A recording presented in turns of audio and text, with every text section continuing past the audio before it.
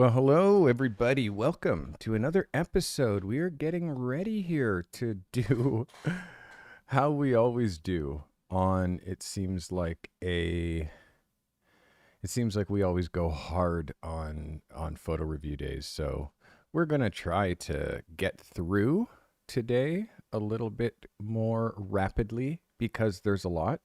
I heard I have my I have my people reporting back always how many photos that I have to review. So I'm just going to put on a little bit of sound. Let's get a candle going as we like to.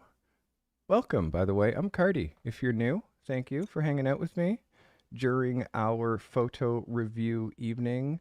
I have a very dedicated audience of photographers that are watching right now in chat and hoping to have my eyes on their photos. So let's go. Let's get some music going. Glad you guys are here. Music. All right. That just sets the ambiance, you know? Sets a little bit of ambiance for me and for you.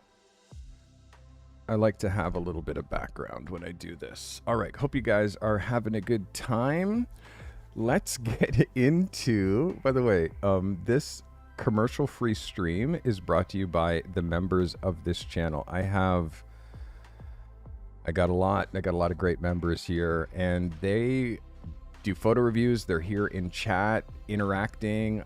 It's incredible. Like my members power this stream, which makes it super amazing. And I have many different ways that you could learn.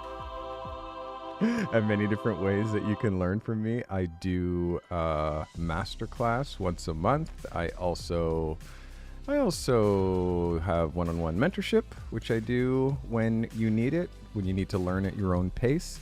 And I have a newsletter that goes out every Saturday. So there's all kinds of ways that you can learn. And this is what we're here to do, is help you level up your photography, you know?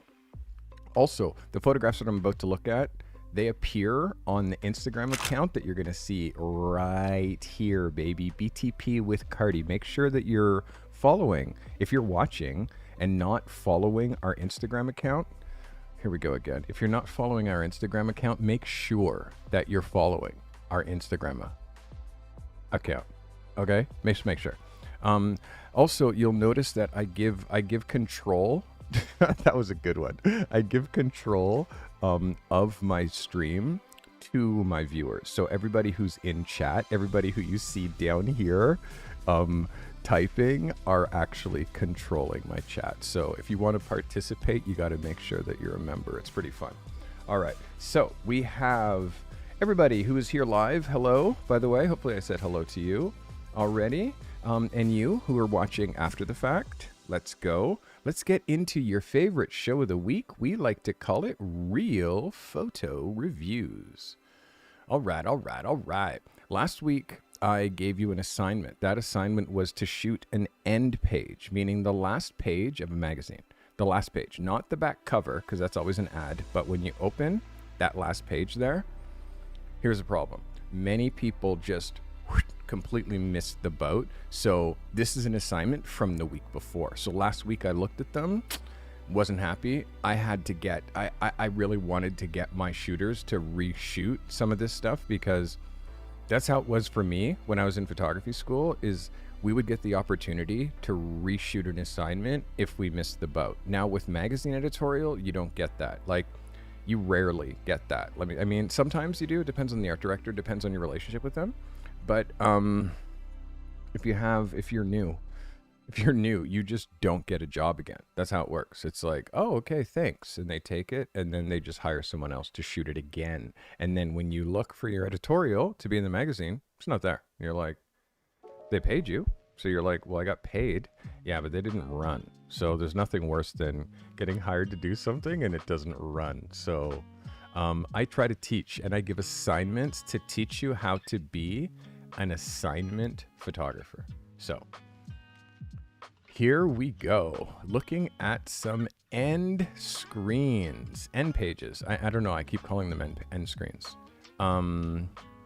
let me just check with Alice, who is Alice helps me manage this. There are 44 starting with Scott on February the 3rd. All right, Alice, thank you. February the 3rd, I have to scroll all the way up to February the 3rd. All right, starting with Scott. Here we go. So, Scott has submitted, and also Scott has changed his username, which once you've established yourself as Scott Gunnarsson, stay as Scott Gunnarsson. Being now McMurphy is completely confusing and makes us all think that you've been hacked. So please, if you're a Discord member and you're submitting photos, it's imperative that let's go Storm coming with the gifted, baby. Thank you for your generosity. I appreciate you. Storm coming. I'm bringing a storm. I'm conjuring the smoke for you, my guy. I appreciate you. Thank you. Every time someone gifts a sub gifts a membership, I keep calling them subs because I come from the Twitch world. I used to stream on Twitch.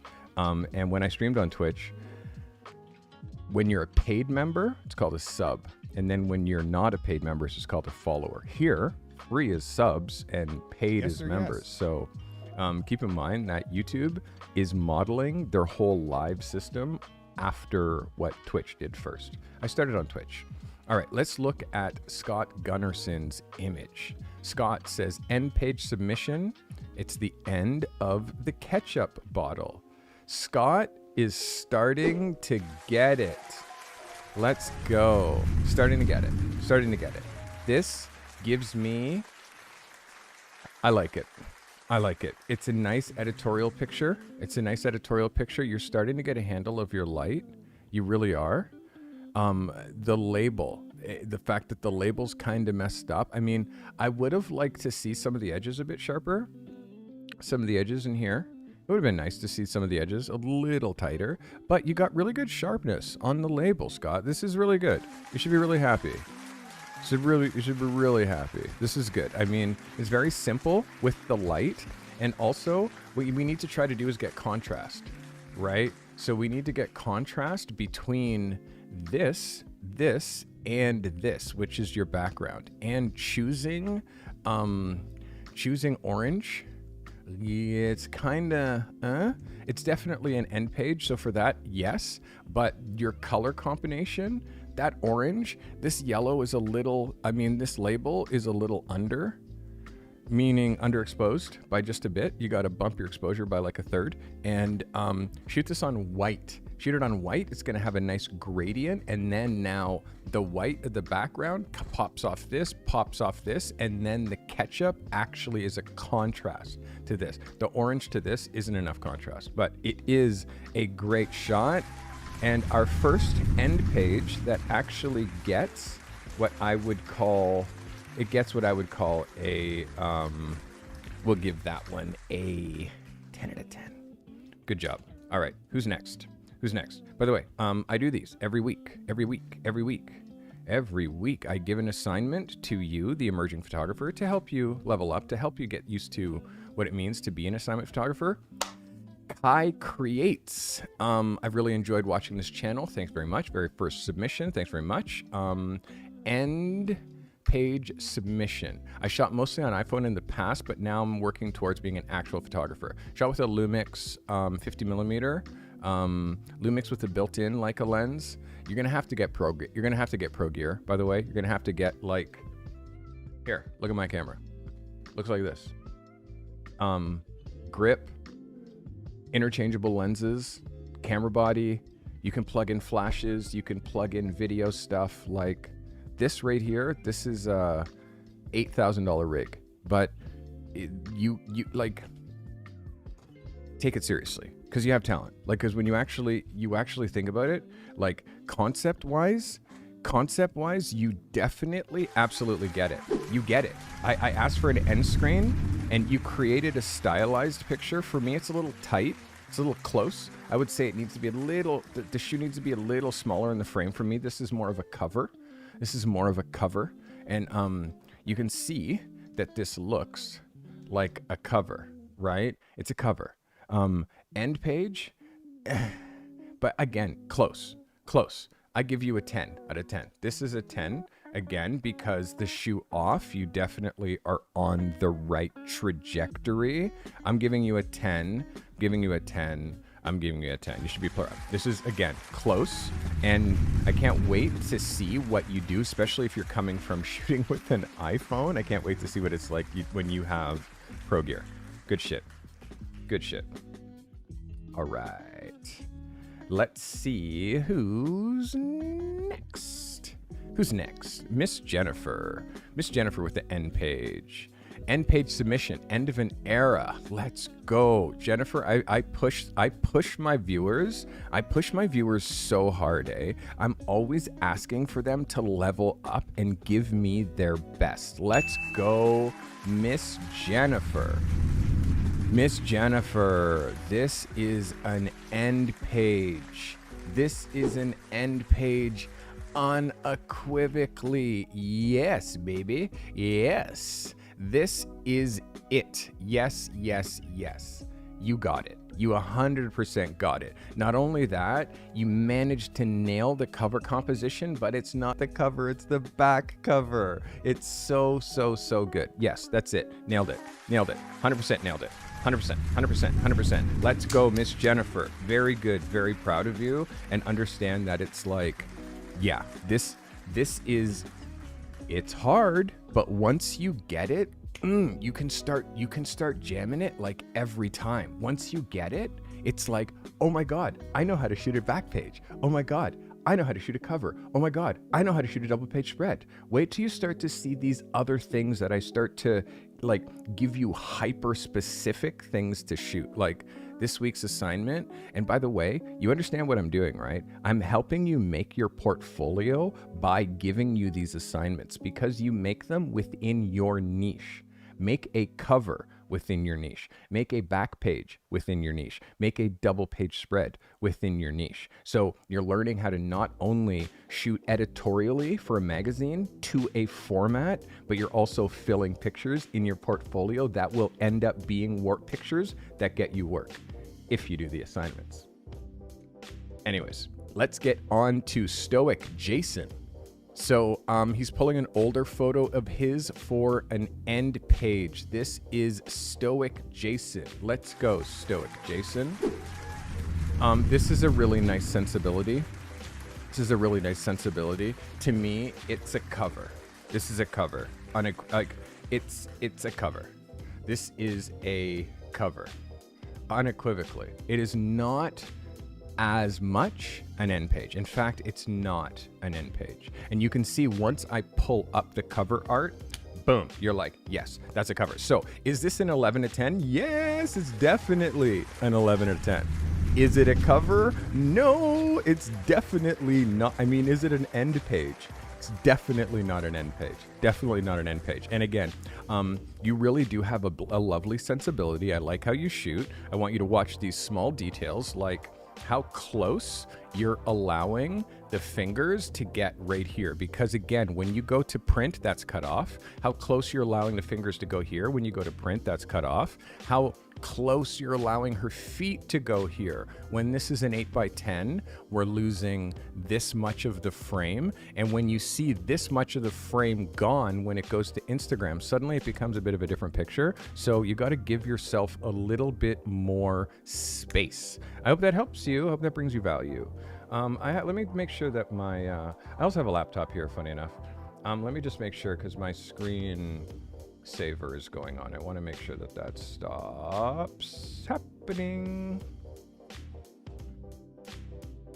Yeah, because, you know, I need to be able to see this display and have it not, the screensaver not come on. What?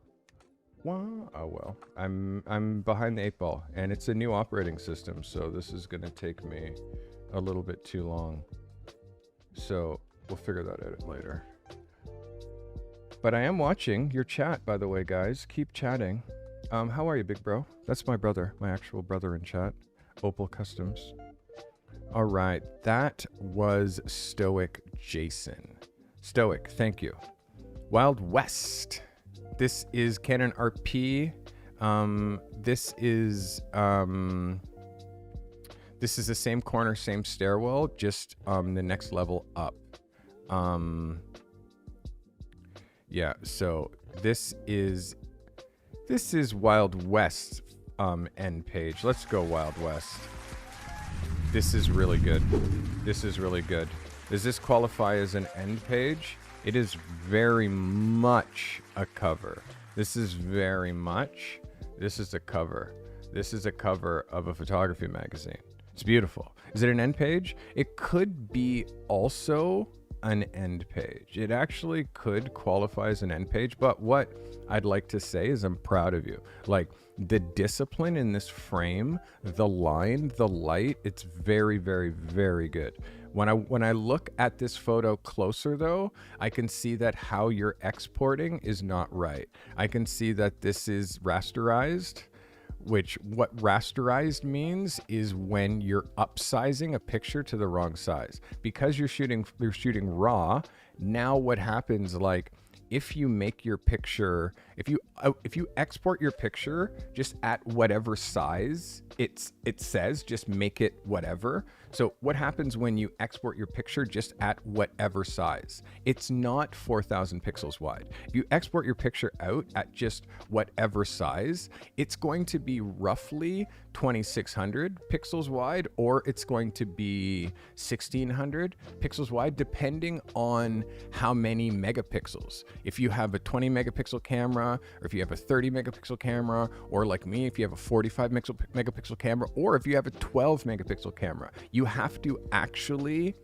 set your size. So unfortunately, what you're doing, Brandon, is you're exporting out at the default, right? You're exporting out at the default, and then you're taking whatever that size is, and you're making that size now 4,000 pixels, which you're now upscaling. And because you're upscaling an image, you're getting a picture that is actually rasterized. And rasterizing is something that like when you look at the picture this big, do you see how here it looks digital? Do you see how the edges are going raggedy? And you see how, like, that's because you're upscaling an image in order to make it 4,000 pixels, which is what I ask for. I ask for a 4,000 pixel image so I can do this, but I want you to size it from the raw picture to 4,000 pixels, not from the raw pictures to default and then back up to 4,000 pixels, which is what you're doing. I hope that helps you, my guy. It's a great shot though. Great shot. Processing and mastering the processing game, you see. And again, by the way, you'll notice I see everything. I see everything. I know, like, I see everything. Gaming saves lives. End page. Let's see. Gaming saves lives. End page. Thanks for submitting again, by the way, everybody. Gaming saves lives. I definitely see the vibe of the end page. I see what you're trying to do, but while you're trying to do one thing, you're also failing now on all kinds of other things. Like, what is going on here with these trucks? What is going on with this car literally growing out? What is going on with this box? Like, there's so much stuff that's in this frame that's dominating, like these signs, like this, everything, like this area of black. Like, I understand the leading line and I understand him kind of tucked behind there. Like, yes, it makes sense, but there's too much BS in this photo. There's too much, like, this is taking, again, this is taking pictures and you're trying to be making pictures, which is, I have an idea and I'm going to execute it. Doing that in a real life situation and getting that at the level of some of the other photographers that you're seeing. Remember, I saw photos like look at the difference. Just look at the difference between making a photo, coming up with an idea, executing. Look at the placement of the lens cap. Look at the non-distracting backgrounds. Look at the straight line. Look at the placement of the tripod. Like, all of this is incredibly intentional and it's set up. That's how you have to make photos. It's not, oh, I see this happening, click, because That's when you're in that situation, that's when you're dealing with, oh yeah, but there was a car there. Oh yeah, but there was a sign there. Oh yeah, but there was this. And it's because when you're trying to do street photography and make a living at it, you got to be Alan Schaller. If you're not Alan Schaller, or even like thinking like Alan, is it 2 L's? Oh yeah, it is. It's 1 L. If you're not Alan Schaller when it comes to street photography, like if you're not doing street photography at this level, and understand, this is taking pictures, but it's making pictures also. Like this guy is high art. So this is street photography. So understand, this is the bar. This is the bar. And when I'm asking for an end page, I'm asking for an end page at the level of your highest bar that you could put on the end of a magazine. That's it. Don't mail in anything. You can't mail in anything. You're not allowed to try to say like, this is my submission for my end page, because it's not enough. If you want to be a working pro, you have to try harder. You have to come up with an idea for an end page and then shoot it. Trying to get this to fit into, you don't have the experience yet to do that. It's easier to come up with an idea that's a great idea for an end page and then shoot that picture. I hope that helps you, my guy. All right. Let's see who we got next. Black Phoenix. No, this is not. This is John Wallace. Black Phoenix was commenting, my guy.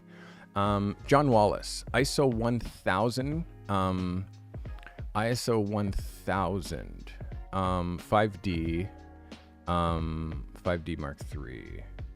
All right, let me see who this is again. I'm like, John Wallace. Okay, John, let's look at this. John, thank you for submitting. This is a very tricky situation, because it's so like, it's such a tricky situation. It's like, yes, you have to have creative angles, but this photo is wrong in so many ways, man. It's wrong because like you're aiming down on her, which is, I understand it's her from behind, but it's like there's so many things that are not right about this photo. Like, number one, the piss yellow is just not sexy. No bueno. The color of that, plus on top of the piss yellow, the fluorescent, which makes it green on top of the yellow, and then how that reacts with black skin. It's and then how when you're looking down on a body, just how strange it makes all the body position, all the body. Like, the biggest thing is her hair in this. And although, yes, you're from behind her, it's not an end page. It's too stylized and cool. And like, if you're going to go to a Subway to shoot, you got to be hyper specific. For me, this isn't the picture. When I would be in there, even just seeing the scene, no, that color doesn't match with that skin, and that color with this pink, like, does this pink and that color and brown, do those three go together? These are the things you got to ask yourself. Make it black and white if you're in that situation. And also, is it flattering body-wise? Is it flattering for me to shoot from above down onto a picture? Onto a person? Answer, no. That's why you don't see it. So again, don't try to reinvent a new idea. Try to do ideas that you see in magazines already better. Honestly, that's how you do it. I think that one's a miss, my friend. Let's see, that was John Wallace. Let's look at Tone R. Tone R, shot with a Nikon D70, 85 millimeter. So this is an end page. End page from Tone R. All right, Tone R. Let's have a look at what you're saying, Tone. Thanks for submitting.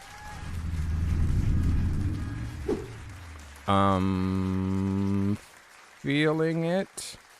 I'm feeling it, only technically no bueno. Technically no bueno. Like, there's no detail.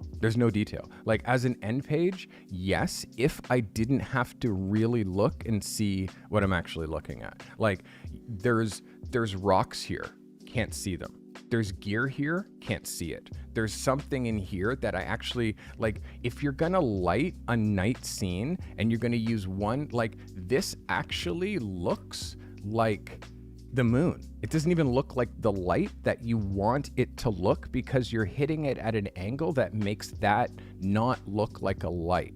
And it's like, you need light kicking in here to kick off the rocks. You need light back there that's lighting the trees. You need light over here that's like giving you more to this photo, because the way that we see it, there's only information that our brain can possibly even register in this area right here. But this doesn't read like the rock like you want it to. It just reads like it's data missing. So if you're gonna do deep night photography and then be so far back, it can't be in a scene where there's no external lights. You need street light here. You need something that makes it like have life. Can't go to a forest where it's jet black and put one source and then think that you're gonna get a shot that shows the environment like our eye does. You can do this shot like maybe an hour right at sunset where the sun is gone and it's darker, but there's still a little bit of ambient. Do that shot then. But once it's dark, no. I mean, I see the idea. The idea was there, but the execution, no bueno. Good job though. I mean, I see. The thing is, you have to swing for the fences. If you're not really trying to swing for the fences, it's like, what are you doing? So I appreciate you. Like, it's necessary for you to swing for the fences. And if you're not, you're failing, honestly. So Tone, congratulations on this image for failing, because in doing that, you learned like you have to be hyper specific. And again, you're shooting on a 5D. That sensor, it's not a bad sensor, but the newer sensors are like even better. They show a little bit more in the shadow detail. You know what I mean? And by the way, if there's nothing there, like 100% D-Max black, you can't bring up, you can't lift, nothing. You just get noise. So that's why there always has to be exposure, like on stuff all through the photo, even if it's night. I hope that brings you value, my friend. Oh, this podcast is brought to you by Carty Crew merch. Every piece you see, designed by the photographer you're currently watching. And let me let you in on a little secret. Meticulously hand-stitched by the arthritic grandmothers of our very own viewers. Well, what? This creative community inspired this entire line. Your zeal for artistry, your tireless dedication, and your individuality shines in every stitch and design. This isn't just another piece of clothing, it's a badge of honor for every creator out there. From what I see here, they are mostly just black t-shirts and hoodies, but you do you, boo. You actually want me to read the rest of this script? Oh my God, who is this guy? From the nuanced patterns to the vibrant colors, everything has been designed keeping in mind the creative soul that lies within each one of us. Wow, who wrote that? There isn't a single pattern, not one. Oh my God, leave the commentary. There is hardly any nuance. But it says here, this merch represents more than just apparel. It's an emblem of our shared passion for creativity. Who wrote this? What absolute twaddle. Wow, this guy's a great supporter. All of this stuff is kinda basic, to be honest, but I'll keep that to myself. Okay. Let the world know you're a part of something bigger. A photographer on YouTube's clothing collection that he actually has the balls to make a commercial about. Okay, what is going on? What I meant to say is, a collective of photographers that celebrates and uplifts every form of creativity. I am aware, as the narrator, I'm not allowed to insert my own narrative. But, holy moly, this is horrible. Wow. Join the movement, embrace your creative spirit with Carty Crew merch. And yes, he is really calling this a movement. Be proud of your passion for photography. Be proud of your creative life. If photography is your life, flaunt it. The one paying for this advertisement has asked me to make a toast. Isn't this a podcast? Okay, it'll cost you another 20. Let's raise a toast to every photographer, artist, and creative out there. Thanks for being a part of this journey. This guy's so Did patronizing. that suit you? That was absolutely ridiculous. Please don't make me read anything like that again. Back to the show. Oh my God. You gotta have fun. If you're not having fun in life, like, come on. Honestly, my voice gets it gets a little dry because I just full talking. You know what I mean? Full talking the whole time for probably a bit.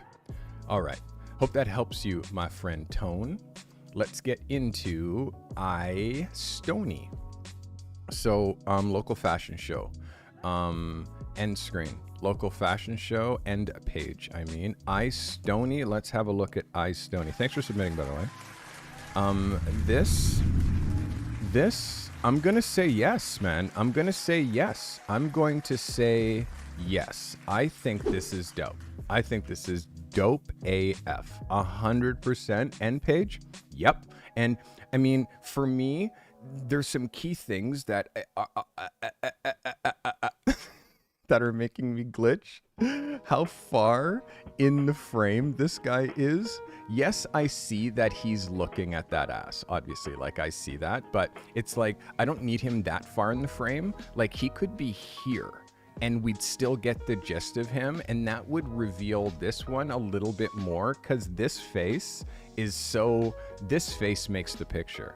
Like, this face makes the photo. And I'm wondering if there's another face there. So just pushing him back just a little bit gives you, like, just a little bit more balance. But as an end page, yep. Great. And again, it's funny. It's got personality, and you're kind of not taking yourself too seriously. That's a problem. Like, unfortunately, photographers oftentimes like take themselves too seriously, and like, when you do that, like, you kind of lose the whole fun of this. You lose the whole fun. And when you lose the fun when it comes to, like, you know, this whole thing that we're trying to do, you gotta have some fun, yo. Let's go. All right, iStoney. Well done. Let's see who else we's got. Who else do we got? Let's get it. All right, this is Tony. After receiving feedback from creative director Steve Carty on the travel issue of Behind the Picture magazine, I'm resubmitting my end page photo again. Hope you have a good day. This is Tony. Tony's end page. Tony, you are one that I love to push, because I gotta tell you, my guy, when I push you, you get it. Yes or yes. When I push you to, like, this is one of those photos, man, that I am so happy that I push you as far as I do. This is a cover. Yes, but guess what? It's also an end page, which that's high art. That's really difficult to achieve, high art. Which it's a photo that is multi-purpose. Like, you can do many things, and yes, it works as a back page. And I pushed you. I forced you to do it, and look at you. Look at you. What happens when I say, no, shoot it again. Not good enough. What happens when I force you to step up? This. Look at you. Tony. Yeah, you guys got to watch Tony. He's for sure, he's pushing and really trying hard. And I really like that about you guys, when you really commit to yourself, because keep in mind, you're not doing this for me, you're doing this for you. All right, this is Chess Optics with his back page. Let's go, Chess. Thanks for submitting. Chess. Back page. It's too close. It's too engaged. I mean, although you're not engaged with her, as mentioned earlier, it's incredibly difficult to do this with street photography. It's incredibly difficult. In this particular case, the cars, they don't bother me. The way that the cars are pointed, like these cars don't bother me. The fact that there's some motion is okay. The fact that you got her legs in the right position is all great, but it's like it's too close up in the frame. For me, it would be you taking a step that way and then shooting her this way, down the street, walking away from you. That's the end page. But the fact that you hit her from this way, it's not very flattering. Unfortunately for her, it's not very flattering in this area when like she's got her jean jacket open and like, but if you shot her from behind, it would have like a little bit more vibe. And also the exposure is low. The exposure is under. If you look at it like this, the exposure is under by at least a half, and it's soft, meaning soft in her face. You also might be exporting wrong and JPEGing. I think you're also exporting wrong. Everything that I said to the last man who was making it too small, west, and then making it bigger again, that's what you're doing too. So yeah, there's a couple of things to fix. Is this an end screen, an end page? No. I'm sorry I keep saying end screen. Just keep in mind, I mean the last page of the magazine. We so rarely talk about print anymore. I'm always talking about screens. But yes, end page. This, for me, Chess, misses, but the fact that, again, you're taking big swings, keep going. And again, you heard what I said earlier. It's very incredibly difficult to do this with street photography. You have to be very, very thoughtful, and the person has to be right. There's so many variables that are incredibly difficult to control.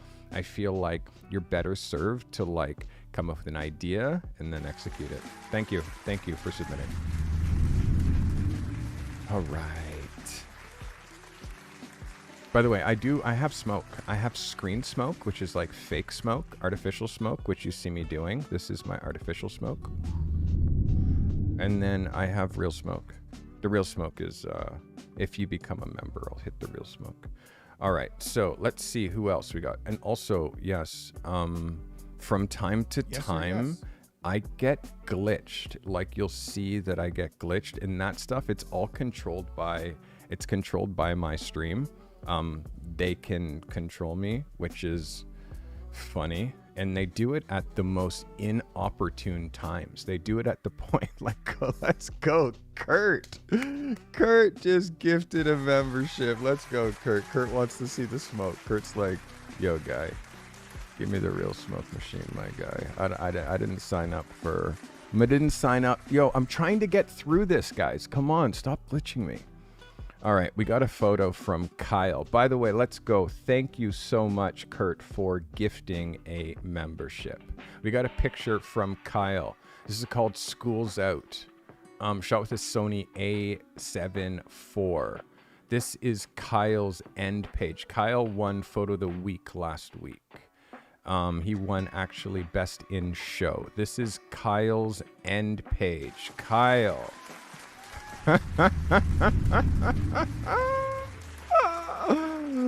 Kyle, you are a force, my guy. You're a force to reckon with. This is another... Yo, Scuba Steve, thank you so much for the kind words, my guy. Scuba Steve, dropping some kind words in chat saying, so thankful that I found this community, and I can't wait to see the growth that happens with myself and everyone else. Carty to the moon.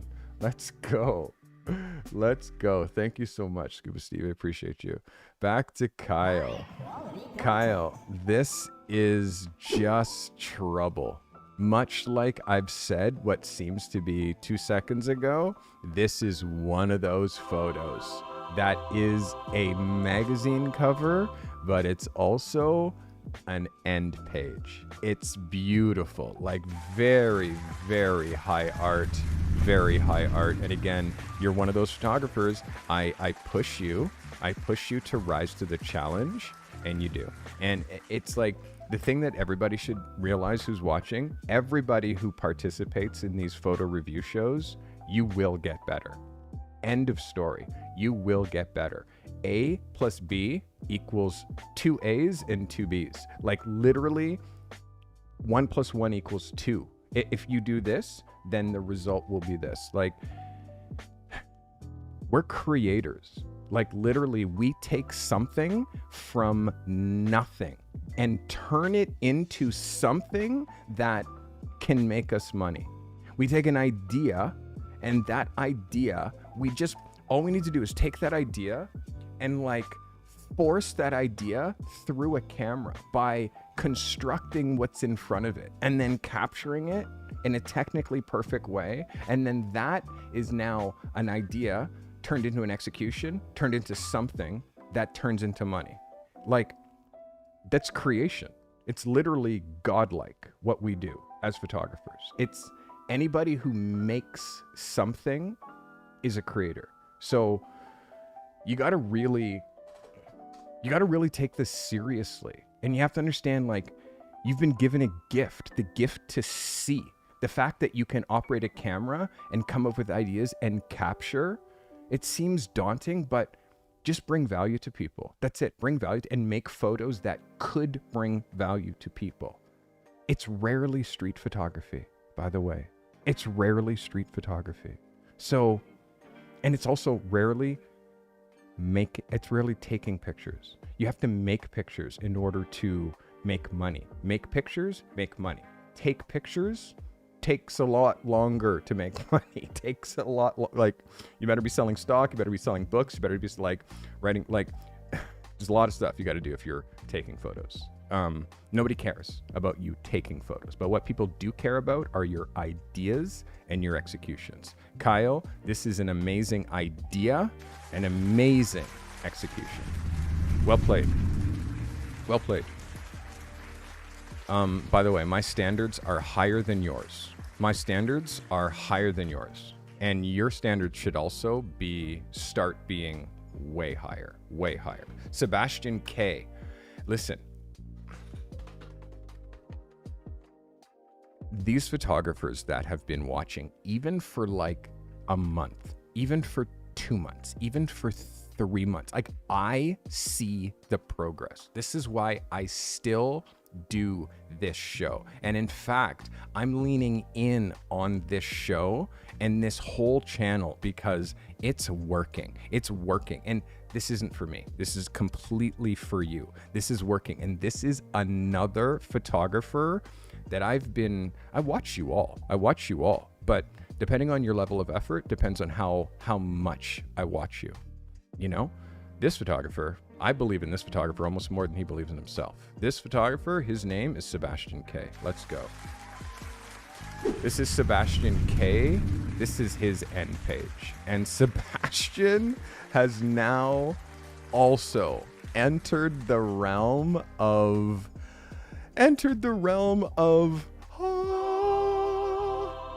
you are fully now in that class where this is not only a wonderful magazine cover, this is not only a wonderful magazine cover, wonderful, but it's a better end page because of the scale, because you're showing the wonder of the place and you're allowing the subject to also take in the wonder. This is a magic photo. This will go directly into your portfolio. And tell me, Sebastian, if I didn't push you to this level, that you wouldn't have made this photo if I didn't push you as hard as I do. You wouldn't have made this photo if I didn't push you as hard as I do. This is absolutely excellent. Absolutely excellent. This shit amps me up, man, because I'm actually seeing photographers improve before my very eyes. Sebastian, you can say in chat how long you've been watching me, because I know you're here in chat watching. Like, tell me, you can say how long you've been watching, or maybe Sebastian's not here. It's hard also because I'm dealing with like tons of time zones, but like, whoo, wow. Right now I'm keeping track of like probably, if you submit, I'm keeping track of your career. If you're in my masterclass, I'm keeping track of your career. If you've DM'd me, if you've assisted me, I'm keeping track of like probably over 100 different photographers' careers. I remember their name, what their wife's name, like all that stuff. Let's go. Question. Who's got a question? Matt, let's go. Who has a question? We've both been here since the end of August. Good shit, Matt. Thank you. Matt, I have all these different signalers, so my chat knows to do, so I look at chat. It's pretty cool. So, back to Sebastian K. Sebastian, thank you for smashing home runs. Let's go. Appreciate you. All right. This is Gregory. Hard drive recording. End page with fixing my suggestions. This is Gregory. Gregory, this is improvement in the most perfect way, Gregory. This is what we do. This is what we do. This is what we do. This is what we do. We submit, and then you get ripped a new asshole, and then you say, and then you go and you do, and then you come back like this. You come back on this level. This is fantastic. This is honestly fantastic. Small mistakes with framing, but I'm not going to take it away from you. Small mistakes with how tight this frame is, how this plate kind of cuts, like kind of want a little bit more of this. This as a flat lay, as a top down image, vertical top down with this also would have been absolutely amazing, because when you do a top down, you can get 100% focus. Like now you're shooting a vertical page this way, and you have the plate and you have all this other stuff, and you're shooting it almost like a crime scene. Like that's the kind of stuff, like you shoot food like a crime scene. Like it's amazing. As far as your progress, you get an absolute 11 out of 10 on this progress. This is amazing. And I mean, again, I watch the Discord. I see what you're doing. I see your progress. I just, again, want this plate to like end here. And I want it to kind of be here. And again, that just gives me just a little bit more element on the outside of the frame, so I can see a little bit more of the carnage. You know what I mean? But again, you hit this one out of the park. This is great. Great. Let's go. Let's go. Oh my God. I love seeing people get better at something that they claim to want to do. There's nothing worse than claiming that you want to do something and then not putting in any effort to get better, or not doing the steps that you could do to get better. So, Anna, this is not an easy task to execute. I hope I did not completely miss the boat this time. Thank you for your feedback. This is Anna. Anna's end page. Let's go, Anna. Anna, this is beautiful. This is beautiful. Like, I really, really like this. And did you miss the boat completely? Nope, you did not at all. I think this is really, really lovely. And I'm going to say, no, this isn't a cover. This isn't a cover. And the reason that it's not a cover is because of the carnage. But compositionally, it could be a cover, which is what we're always trying to do, is do stuff that's visually like multi-purposed, but inspirational enough for its actual purpose that it's amazing. The fact that you're showing carnage here is great. Like, I love this. Small things with the framing. The fact that this is the center of your frame, and that lamp is offset by that much, makes my eyes go really crazy. And because of that, you'll also notice that it's not just that, it's also the distance between the plate here and the distance between the plate here is offset. So that also bothers me. And then this looks placed, like I want that not so centered. I feel like it needs to be over here. Your distance up here is okay, but I feel like overall you could have pulled back a little bit. But Anna, I want you to know, like, this is already an 11 out of 10. It's an 11.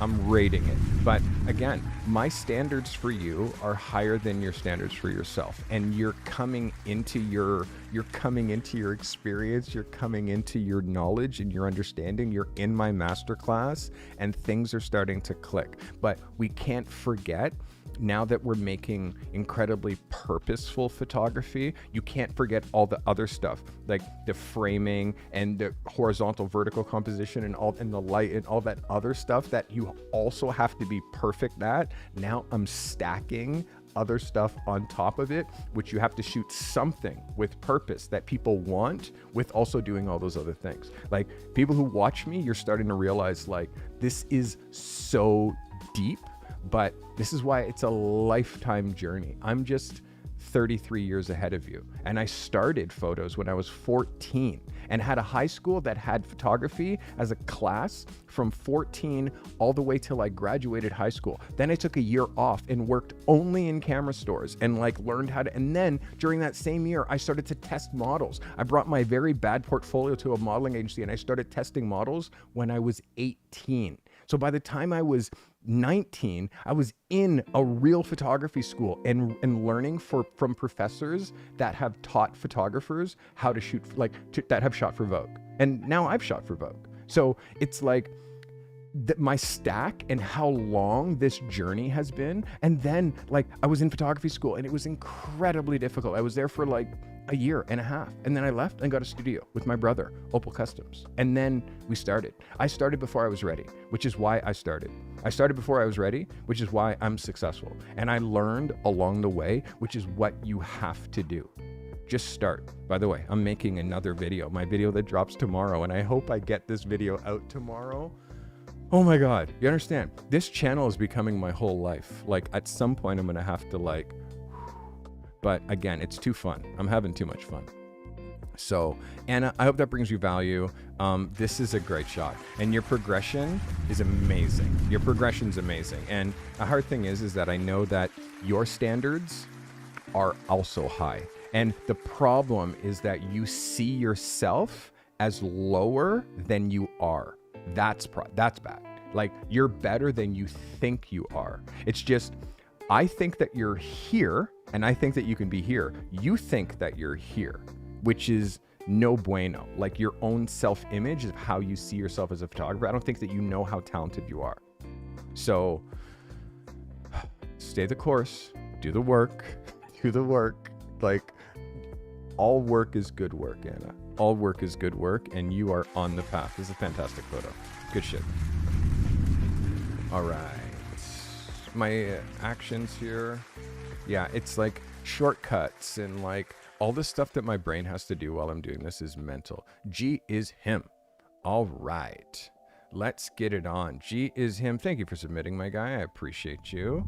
G is him with the end page. I feel this is too close and the head is too high in the horizon line. Like this, his head up here for an end page. And also this is an 8x12, so an 8x10, kind of like we're losing that much. Once it goes to print, you're way too tight. Like the framing is too tight. You got to be way looser if you're trying to shoot this kind of a page. And even thinking as a cover, it doesn't even work as a cover, my bro. Like the headspace is too high. And if this is you in this photo trying to do a self-portrait, like you've heard me say for a couple of episodes, it is incredibly impossible to do the type of photography I'm demanding of you as like a self-portrait. It's impossible to do that. So,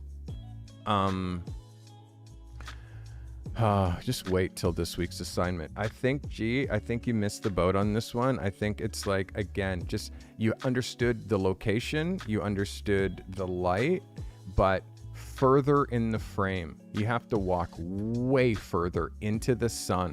Like your subject needs to be like, I would say this big in the frame, that big. And look how big he is. And now if you have him that big in the frame, now the photo, the background becomes so much of the shot, and then you end up doing something that's closer to what Kyle did, which is the environment kind of envelops the subject. The subject's too dominant in this frame and the eye line is too high. I hope it helps you, my guy. G is him. I hope this brings you value.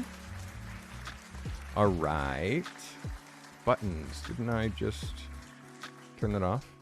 All right. Who's next? This is Maria. Maria, my resubmission for my end page. Let's go, Maria. Glad you're submitting. All right, let's go. This is Maria. Thank you for submitting, Maria. You're very close in this photo. Very, very, very, very close. And literally very close, literally, because I think you're too close. I think that you're too close. I think you need to move back. So again, she's smaller in the frame and you're dropping the horizon line right through her head. And you're dropping these mountains in a place that is not making this entire scene inspirational.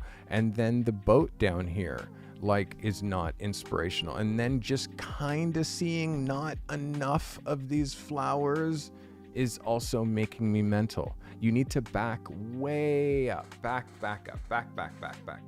So it's now you're creating a scene, and then lower yourself so that drops the horizon line. Like I've said a couple of episodes in a row, be very wary of where your horizon line is in a photo when you're putting a person on a horizon line. Because what you're doing is you're creating the photo that exists down here, and then there's another entire different photo up here. And it's very hard to also have that going on in the background while you're also trying to get people to focus on what's happening right here. Like you're making people fight like with their own eye, and what they end up doing is just swiping away. As they just swipe away. They just want to see something that makes more sense. That's what everybody's eye wants to see, things that make sense. And the railing, this line, and this down here all doesn't make sense. The only thing that does make sense as a back page is that she's aiming away from you. So Maria, you're a talented photographer. You won photo of the week the first time you submitted. Again, that set your bar. That means that you set your bar high. You set your bar here. So now guess what? You can't now linger down here. Anything that you do down here, I'm just nope. Because you've established up here already. You've established that you can do up here. So look at the work that you've seen me react. What do you see? Non-distracting background, 100% focused on the subject. The background complements the subject. You know, and then what you're doing here is street photography. It just happens to be in Mexico. So you have to really, really, really push hard, Maria. Honestly, I have the best intentions for you. It's just, again, like harder, faster, harder. Try harder. All right. Let's get into Joss B. This.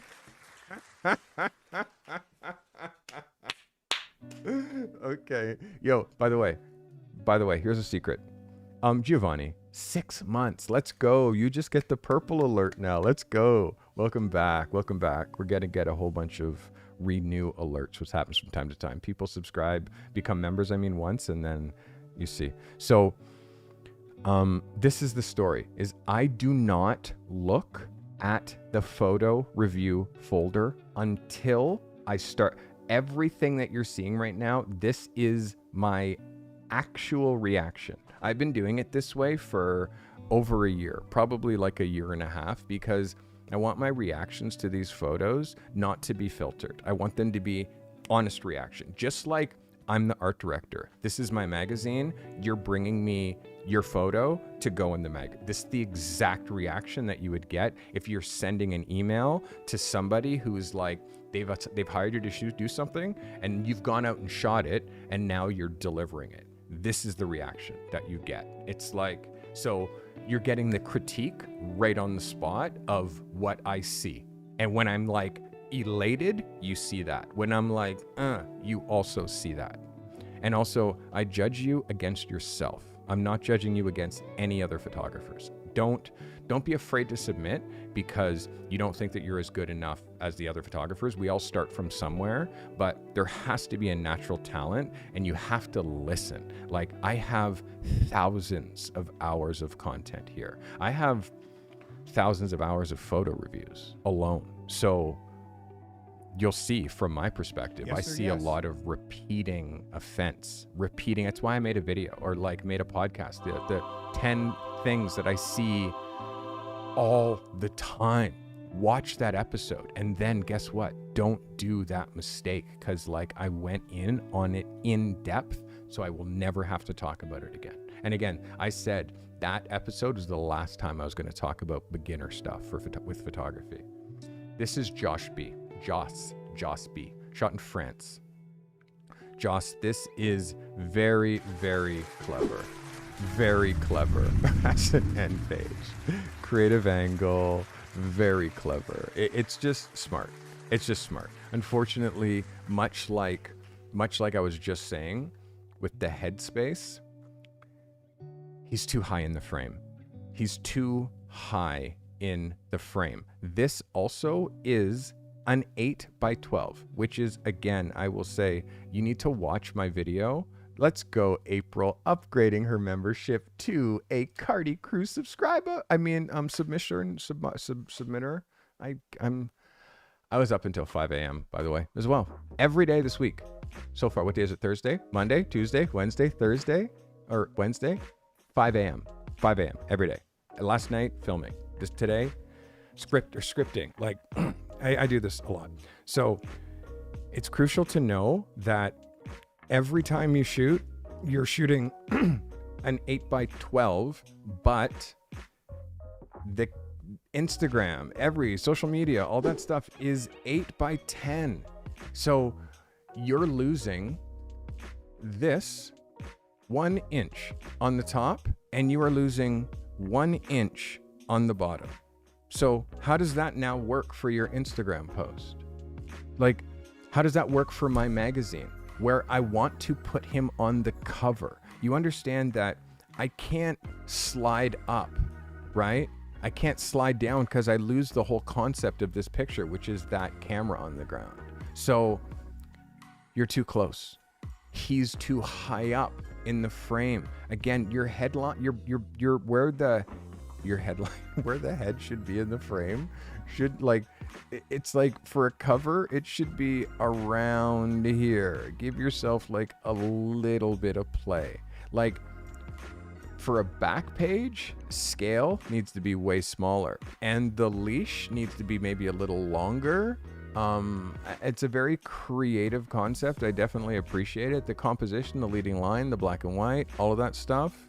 But again, it's like if you had the tether, like, or the cable or the camera strap or whatever the hell you want to call it, if you had that a line here, now it's against something that's white and then there's contrast and you can actually see it. Because here, it looks very much like it's bleeding against the gray. And also, by the way, what are you doing to your files, my guy?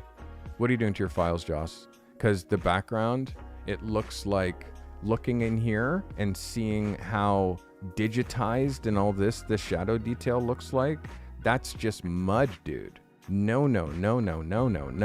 We don't play like that. Our quality as pros, we're not allowed to give files that look like this when you enlarge them. So whatever you're doing with your files, I think that it's crucial that you spend some time in post-production to learn how to not butcher your files. Watch my raw workflow video or podcast where I talk about step by step how to go from a raw file to a 16-bit TIFF to retouch, and then how to make a JPEG, and then what do you do when you need another JPEG? You go back to the TIFF and you get another TIFF from that master. Like, I went through it in detail, so For me, I will go insane if I have to say the same stuff over and over and over again. So, Joss, there's some framing things. There's a video called Rules to Being Published. It's in my Advice from a 30-Year Pro. I'm standing here like this. And then it says, Rules for Getting Published. Watch that video. I go through all of this stuff. I put that video out a year ago, and nobody watched the video, but then they make the mistakes. It's free information. I'm putting it out there just so you don't look foolish when you talk to an art director or when you show your work to an art director. Okay, I just pushed the wrong... Oh, that just brought me all the way to the bottom. Okay, so we are here with Tom Fox. Third time's a charm. Okay, so end page submission. Third time's a charm. Tom Fox photos. Tom Fox. Let's go. This is it. This is it. Yep. This is another one of those ones that is a cover and yet a back page. This is stock. This is a photo that stays in your portfolio. This is a photo that'll be in your portfolio for years to come and will get you work. Like, this is an editorial photo and it has a feeling. It's got a sensibility. It's got the right light. You're not trying too hard. You're trying just enough. You're understanding, like, look at the spacing. Everything that I just said about, like, framing, everything that I said about non-distracting backgrounds, everything I said about the photograph still working, whether it's an 8x10 or whether it's the full frame. Everything that I said, the very next submission, ta-da, right there, which proves you can do it. You just have to slow down. This is a scenario where he's taking a picture, but he's making the picture while he's making a picture from taking a picture, if that makes any sense. He's slowing down. He's shooting tons of frames. He's getting the exact light, the exact perspective, the exact framing. This is why, like, this person could make a living shooting stock as well. Excellent job. Excellent. Oh, I should give you an 11 because it's an 11. What's an 11? In case you're wondering, in case you're new, an 11 is, it's from, like, I don't know, what's it called? Oh my God, I'm old, I forget. But it's like the amp on the amplifier for the guitar. Like, it only goes to 10. And like, yo, turn it to 11, man. Which means, like, no, I want it to go better than as loud as you can go. Be louder than as loud as you can go. So that's an 11. I got it from that. So Storm Cummins. So this is Storm Cummins' first submission with a camera, because his last one was with an iPhone. And I was like, hey, I don't look at iPhone photos, guy. This is not what you pay me for. All right, so let's look at Storm Cummins' end page. Yes is my answer. Yes. 100%. Let's go. 100%. Like, yes. End page? Yes. Specific niche? Yes. Action, adventure, bicycling magazine, editorial, like living in a city, commuting at night. There's so many reasons. And oh my God. Look, there's a little article that goes right here above about bicycle safety. Like, this is it. Yes.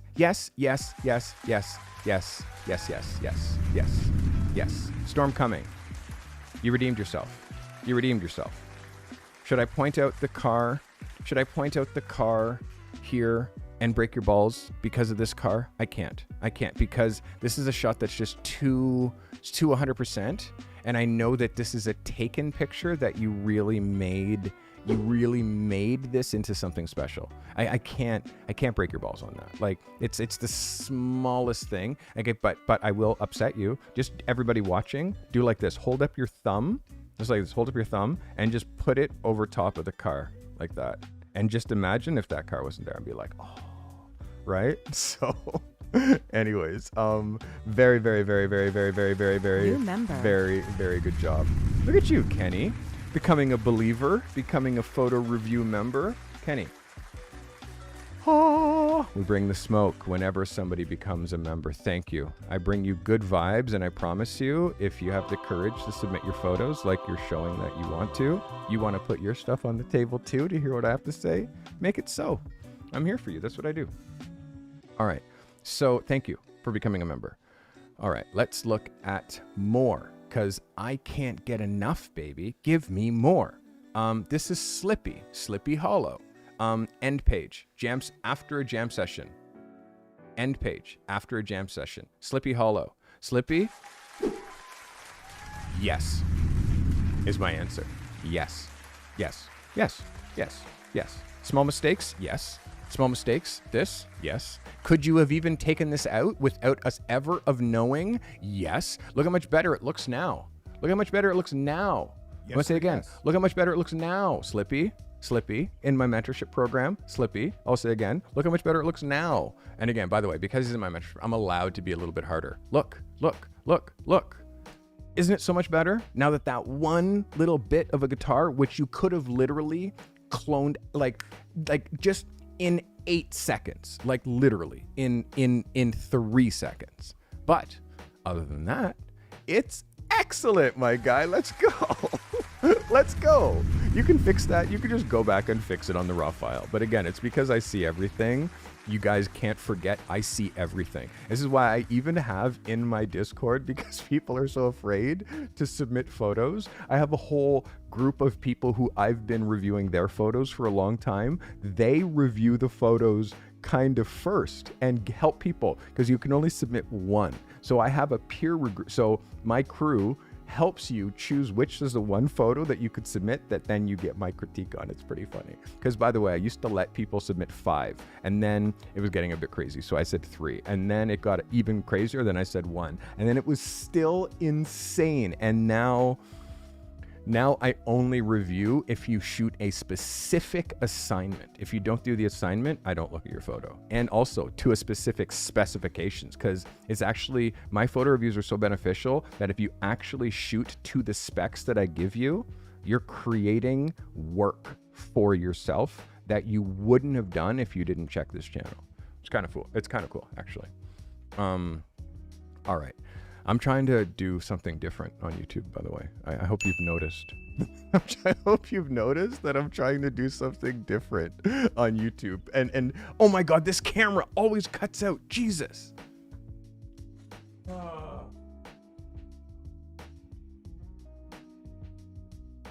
Only when I want to show the behind the scenes does this camera decide to cut out. Are you back? There you go. There you go. That camera's an iPhone, by the way.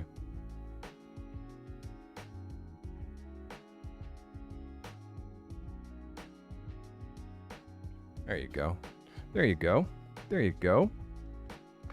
I get glitched every once in a while, but yeah, I just, so you can see that number one, I control the stream here. This is you guys. This is chat. If someone wants to make a clip, they can just type command clip and it makes a clip for me, which happens here.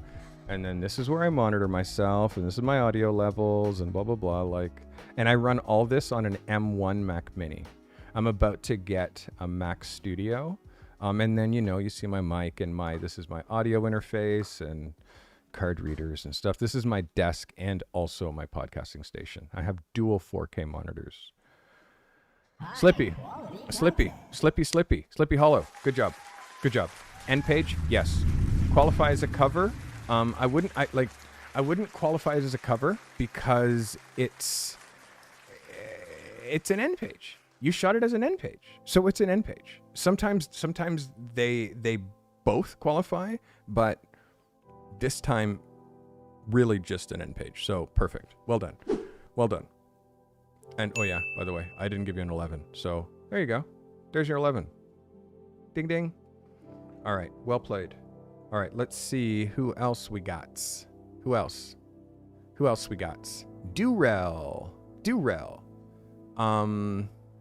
So this is new location, new vibe. End page from Durell. Let's go, Durell. Thanks for submitting.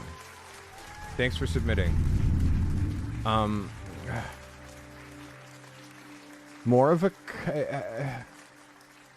Yes, I'm going to say more. It's more of a cover in composition because I kind of locked in the cover composition with you. And like, Durrell's also somebody who's in my mentorship program. I really tried to lock in cover composition. So you're giving me the cover composition, but for an end page. I want you to see where the horizon line drops. The horizon line drops again directly through her head, which I've said, I say.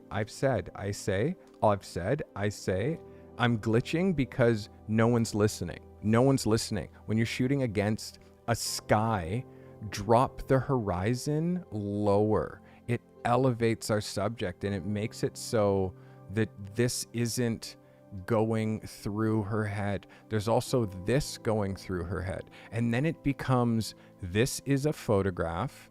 This part is a photograph. And then down here. So again, I just demonstrated this, but this is 3 different photographs that are happening. You know what I mean? So because of that, it's like, you got to choose your locations better. And this big block that's right behind her is really distracting. And then also her foot is too close to the edge and she's offset. She's offset in such a way that if you want to offset her, cool, but you need more space. You can't offset her and then also have her this big in the frame. You have cover composition locked in, but you're not scanning and choosing the right location. Because you see this here, all you do is move this way and then aim that way, and then now that rock is no longer growing out of her body. Scan the frames. Scan your frames, honestly, because I see everything and you also have to see everything too. You know what I mean? I hope that brings you value. All right, Durrell, again, Durrell's in my mentorship program, so Durrell gets like a little bit harder because he asked me to judge him harder because, you know, some people need like a little bit more like, no, tell me again. You tell me in a different way. Tell me in a harder way. Tell me in a way that's really hard. Angela. This is Angela's niche is dogs. This is her end screen. End page. Let's go, Angela. Yes. 100%. Yes. This is great. End page. Yes. 100% great. The silhouette, great. The horizon line, great. Yes, look at where the horizon line is. Exactly what I just demonstrated. Then what happens? The dog is on this beautiful sky background with nothing, no distractions. This is high art. This is it. Angela, yes. And also, what else is artful? Beautiful cover. Beautiful stock photograph. Beautiful stock photograph. Your dog is your niche. It could be a logo. Like, this is a multi-purpose shot that, again, will be in your portfolio. It'll be in your portfolio, yes or yes. This is sick. And again, I'm making you make portfolio pictures. All you gotta do is do the assignments. That's it. I'm always giving you something to do that's going to move your own needle and force you to do something that's hard. And you're not ready for the assignments that are coming up. I have an assignment today that is going to be an introduction to the next assignment, which I've given once in the last 3 months. And although this episode didn't get that many views, there's nothing that's been more emotional than this. So tune in, like, make sure that if you want to see me cry, make sure that you tune in for some episodes coming up. And also, lastly, I have a marketing expert calling in on Sunday. My mentor, my Gabe, the guy who I always talk about, Gabe is calling in and is going to be a special guest on Sundays Behind the Picture. I've been trying to coordinate this for like a month for you. And again, I don't even think it's going to be question and I don't even think I might have time to take questions, but Gabe is putting together a full presentation for literally you, the emerging creative, the emerging photographer, trying to like, Gabe handles $100 million campaigns. Like, you don't understand this guy. I'm so hyped. Oh yeah, back to the photo reviews. Yeah, so that's what's happening on Sunday. Sorry, I get amped. Hey, Angela, good job. Well done. Well done. Well done.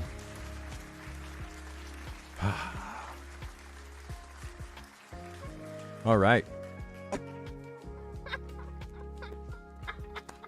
High quality content. Vicky, you crazy girl. Oh my God, Vicky, let's go.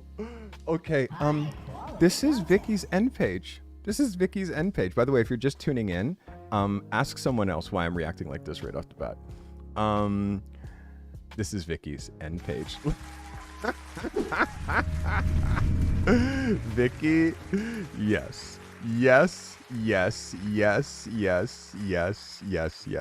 So good. Like, yes. I mean, it's got humor, it's got vibe. It's just, yes. Small things. Like, I want you in post to correct the horizon line, so the horizon line here isn't crooked, because it is a little bit crooked. I know that you're focusing on that line, and these lines is tricky. It's really tricky. Never mind. Ignore what I said. But just know that that's because we want this to be completely symmetrical. We want like these lines also to match this line.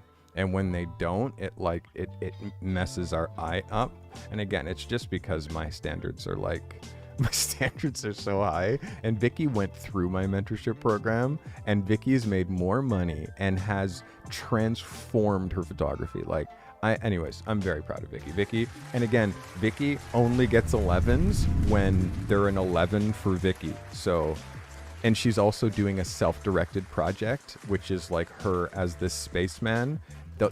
This is such a well-crafted idea. It's such a well-crafted idea that it could be a cover. It's clever. And it's such a well-crafted idea, Vicky, that it could be stock photography as well. And it should be in your portfolio, and you should share this to your Instagram like today. Vicky says, I worked so hard. And of course you did.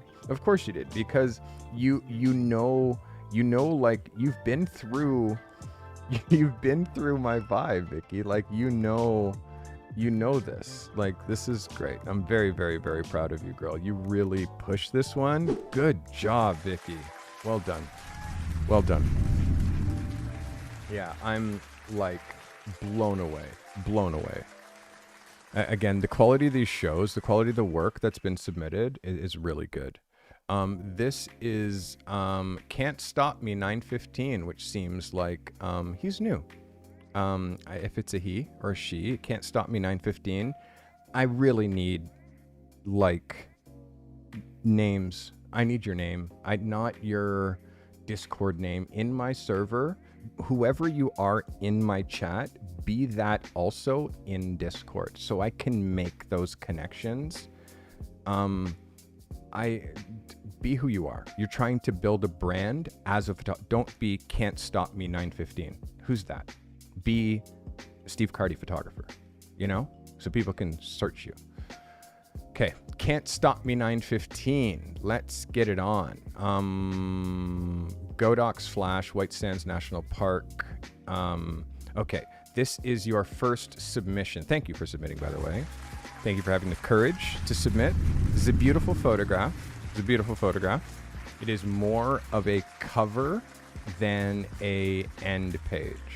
This would be beautiful for the submissions for magazine covers, but for this, no.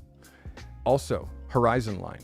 You can see that this is a natural, normal thing, but you can also see, now that I've broken it down for you, how you can't unsee how people are dropping the horizon line. You can't unsee it because you're choosing to drop this, you're choosing to drop this like mountain range literally through his head.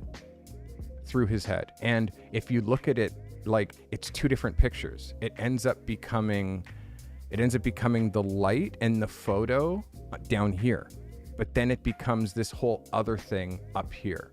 And then his head being right in the middle of it kind of makes me crazy. Also, somebody please help her with the export settings, because this is not exported, or he. I don't know. Again, I don't even know what your sex is. This really is troubling for me. Fix that, please. Fix your name in my Discord so I know who I'm talking to. This is not 4,000 pixels wide as well. That's why you can see white edges on the side when I click it, and means that I can't zoom around and truly check your focus. Your light, it's competent. You know what I mean? It's boring, but it's competent.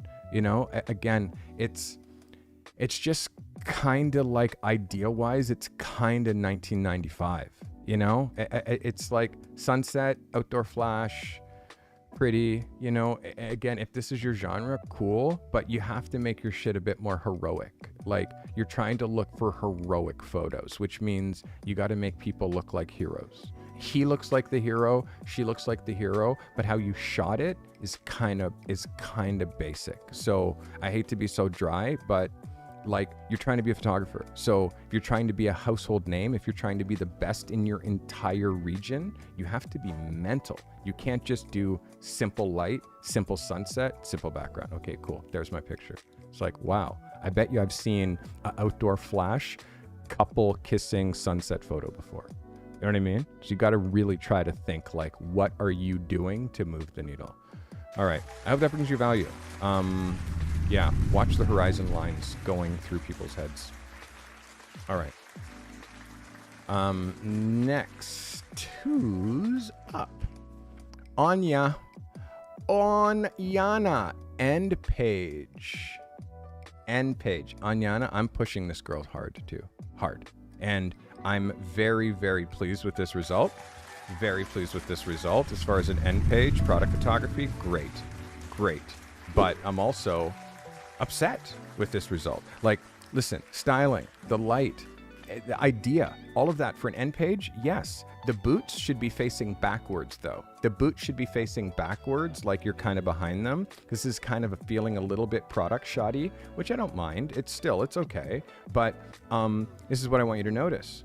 What is going on here with your edges? Why would you take a pair of boots and spend so much time to light them, put them on set, style them, get flowers, and then also cut it off there and put the nose of my super expensive boot so close that it's getting cut there? I'm wondering why you wouldn't give it the space that you've heard me say so many times. Again, watch my video, Rules to Getting Published, and I talk all about these rules of composition that you have to do, or the first time you get hired to shoot print and you get the magazine back, and the art that you get the magazine back and it looks like this. The boot is cut there. And then you get the magazine back and the boot on the backside is cut there. And you're like, how come it's cut there? Well, how they go to a full bleed is they have to print the photo bigger than the page. And then they cut the photo down. So you can't put critical information within the very edge borders of your frame, because it gets cut out when it goes to print. It even gets cut out when you put it into a picture frame. It also gets cut out when it goes to print. So when it goes to, like, Yanni says, I really got to get better at scanning my frames. Yeah, you do. You do have to get better at scanning your frames, because honestly, like, it's all we have is how we contain the photo. And usually people are too close.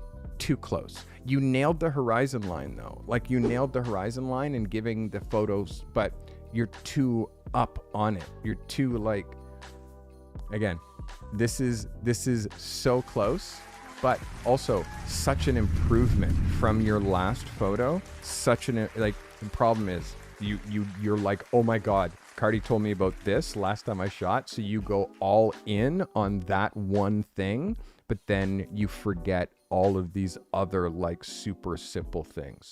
You know what I mean? So this is why you keep shooting, keep submitting, keep shooting, keep submitting, and you'll notice that after a while, before you're scanning your frame, you're doing this, you're doing like the checklist of all the things that you need to do. And then plus you're shooting 100 frames for one picture. Because when you shoot 10 frames, you're not actually even noticing and then also you shoot a picture like this on a tripod. And you know why you shoot it on a tripod? Because in between every frame, the camera stays exactly in the same spot. And then you can go around, you can arrange your thing, and then come back to the camera, and it's exactly the same. But this is what you do.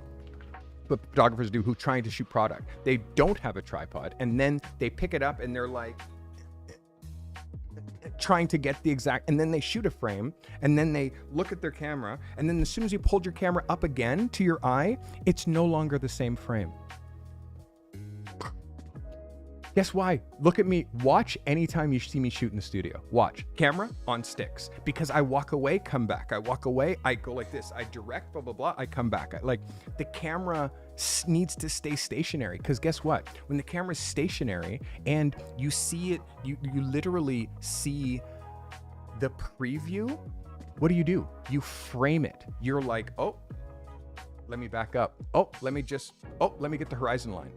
And then you shoot it. So anybody who's trying to be serious about photography and not using a tripod regularly, that's trying to do the type of hyper-specific photography that you're trying to do, it's like, this is what it looks like when you're shooting. It's like this. You're like this. Click. Click. Do you understand how much better your back would be and easier if you were just on a tripod, your camera plugged into your laptop, and you're just tethering, click on the screen, click, boom, blow it up to 1600%. Check the focus, framing. Then you can just walk into the set, step your camera back, boom, on the tether. Look, okay, like that's how you do it. And then you wonder why you fix one thing and then something else messes up. It's because every time you shoot and then you put your camera down. And then you pick your camera back up. You're not even standing in the same spot. You walk away and you come back and you're like, wow. And then you wonder why. It's like, I'm so disciplined. It's because I'm classically trained. Like, there was mandatory equipment that you had to have when you started photography school. Mandatory equipment. And I used to do this with a 4x5 camera. You know the camera that you put the hood over your head and you like focus with the ground, and like it's the big bellows like that Josef Karsh, like I used to shoot with that. Like you had to learn how to shoot with a 4x5 camera to go to photography school when I went to photography school. And also process the film that's like this big, process it, load it, like print it, frame it, like put a mat, like all of this stuff we had to do for our assignments, as well as shoot the content that was exactly to the assignment. And then guess what? It would go on a wall and you'd have to hang it, make sure that it was level, make sure that it was spaced from the other person, and then literally sit in the class for like half an hour and wait for the prof. And the prof would come in and he would just walk and he would be like, nope. He doesn't, by the way, he didn't even know whose they were. He didn't even care if it was Carty's photo or whatever. After a while, like me, I learned the styles and I know who's the photographer. He'd be just like, nope. Who's this one? Whose is this? And I'd put up my hand. He's like, okay. Nope. And then he'd sit and be like, is anybody even listen to what I'm talking about? Anybody. Here, you, do this assignment again. You, who's this picture? You're good. Who's this picture? You're good. Everybody else, do this again. See you next week. And just walk away. And we were like, damn, like that was a crit. So the way that I critique you, the way that I show you exactly the mistakes that you're making, I didn't even get that in photography school. I'm creating something that's better than photography school. Literally, right here on YouTube for free. Well, for $10. if you want me to look at your photos. But you can watch me review other people's photos, which thousands of people watch me review other people's photos because they get the benefit from it. Just watching me critique someone else's photos. And they see, ooh, that mistake, I got to watch for that. You know? All right, Unscratched. My submission for this week. My submission for this week, Unscratched. Unscratched. Yes. Yes. Yes. You hit it. Yes. Yes. End page. Yes. You got it. Like, but small mistake, horizon line. Horizon line, man. Horizon line. Like, this is not first grade. Do not put your horizon directly in the center. Like, this cannot be your composition, dude. You're a photographer. Try not to be like drop the horizon right here, bro. Push lower. Push him lower. Like, I know that you're doing it like putting the horizon to the waist, but everything else about this photo is aces. It's just, he's too high up in the frame. You have him the right scale, but there's too much carpet. Who cares about literally all of this? What value is this dead grass to anybody? Honestly, where the value starts in this photo, the value starts right here in that band, right there. And then, of course, the harmony starts as you go into the sky. The grass is bullshit. So get rid of the grass. Like, really, this photo needs to start. It needs to start right there. You see? Now, it's almost too close. Like, it needs to start. I'm doing that because of the headspace, but it needs to kind of start there. Now, if that's your crop, and you imagine, and then you imagine this photo, now it gives you such a big sky, and the sky is ominous and beautiful and amazing. Like, that's the photo. There's too much runway to this photo. I hope it brings you value, my guy. Again, I know you're a drone shooter. I know you shooting on the ground is not your forte, but you can do it. You're proving that you can do it. You just need more reps. You just need more reps of doing composition when you're on the ground. And again, it's tricky because you're also doing that thing where you're shooting 3 photos. You're shooting 1 photo down here. Oops, wrong brush. 1 photo down here, 1 photo here, and then 1 photo up here in the sky. Because if you look at just him, if you look at just him against the sky, like if you look at this is quite an interesting photo. Yes? Right? It's because it's only 1 photo. It's not, I'm taking away all the other distractions. So you see that's a super interesting photo, right? But it doesn't work because compositionally it's dead center for horizontal. But then you also see here, you can see this is also a completely other photo. Like, what is that? Too much runway. So I hope that brings you value, my friend. It's hard when you're shooting against the horizon line, against the fence, and with the trees in the background, like it's distracting. The idea was there. I just think that the location use, how you use the location, I give it like a 7 out of 10. And you need to get an 11, guy. Good job, though. Thanks for submitting. All right. What's my time? 7? I'm not doing bad. I'm not doing bad. And by the way, I have a new rule. Like, I don't look to see how many more photos I have to do. I just keep going. Joshua, end screen, end of the day. Let's go. Joshua, end page photo. Let's go. Joshua, end page. This is very compelling. This is a compelling photo. It's a compelling photo. Is it an end page? I think so. But you're a little close.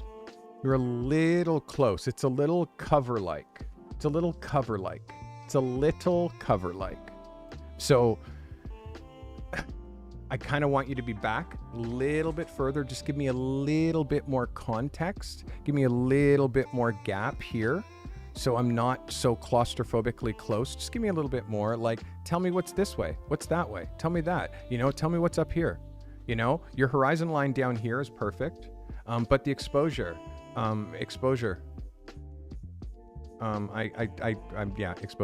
is, this is -0.5. You can see this is muddy. The baseboard's down here, exposure gets really low. This is now -2/3 under here. And you're doing all of this to recover the highlights. I feel it. It's still a super dope photo. It's a dope photo. The idea is there, and it can still be used in your portfolio if you process it better and get more out of this photo. But this is dope. This is a dope shot. It's a shot that can go in your book. And Josh, you're so close. So close. I need you to take like 3 steps back and then shoot the photo, and then take 4 steps back and then shoot the photo, and then take 5 steps back and then shoot the photo, and then have this guy turn profile so he's looking sideways so you see his face this way, and then take the photo, and then have him turn the other way and do the profile the other way, and then take the photo. And like, that's kind of how I work through my process when I have an idea like this, and I'm trying to make sure that I don't leave without actually having the picture. It's called shooting through the photo, which I talk about often. Good job, dude. Good job. Joshua Hone. Joshua. All right. Liza is not getting her photo looked at because Liza is not submitting an end page. This is not an end page, correct? Because this is a vertical picture, Liza. Cool photo. You can't talk about it because it's not the assignment. That is a vertical photo. The assignment is a vertical photo. There's incredibly specific specifications. If I asked for a cover and you brought me a horizontal photo, how does that play? So, you know what I mean? I can't review it. Go back to the assignment, read the specifications, and know, right, I actually didn't do the assignment. This is Exploras. This is a resubmission shot with the Nikon from Exploras PA. Exploras, thank you. Self-portrait that you are attempting. And because you're trying to do a self-portrait, what is happening here with the focus? The focus is off by like a long shot. And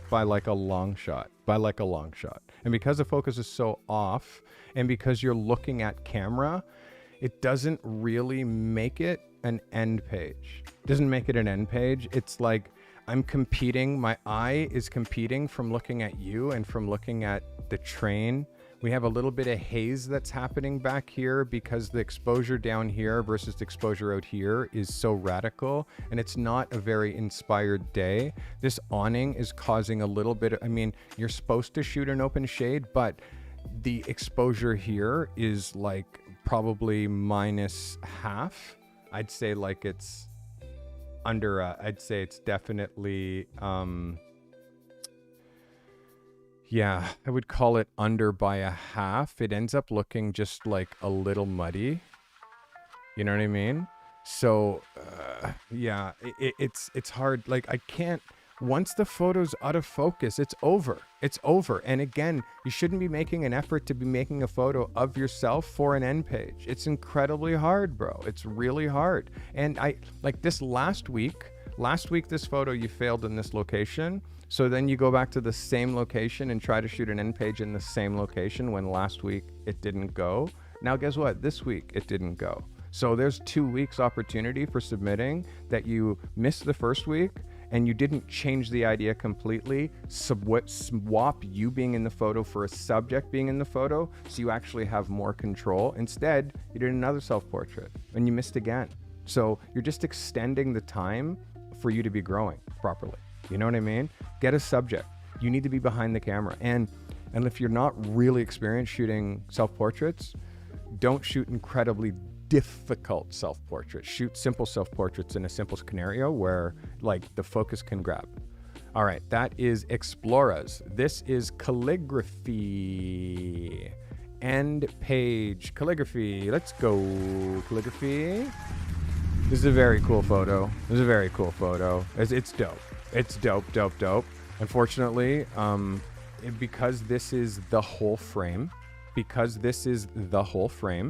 and you've heard me say again today, and this is why you hear me say the same things, especially if you've been watching for a while tonight, you hear me say the same thing where this is an 8x10. This is an 8x12.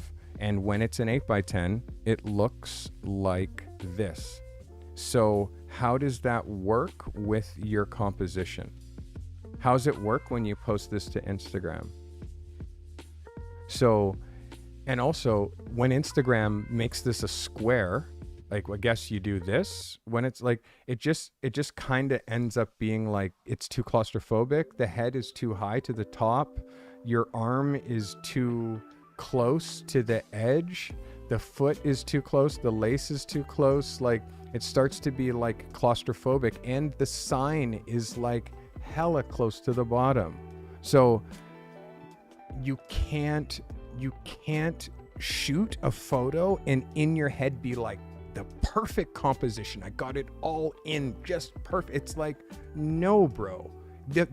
There's no application for a full frame vertical. No application, except for stories.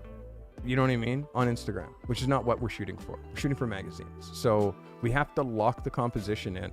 Watch my video, Rules for Getting Published, which it seems like nobody, it's why. It's like, it's got no views. And it's not like it's because it's a bad video. It's just because it's a little bit before, like you actually have to dive into my channel and explore a little bit. Because my advice from a 30-year pro, start the playlist at the beginning and watch it to the end. The videos are 5-10 minutes long.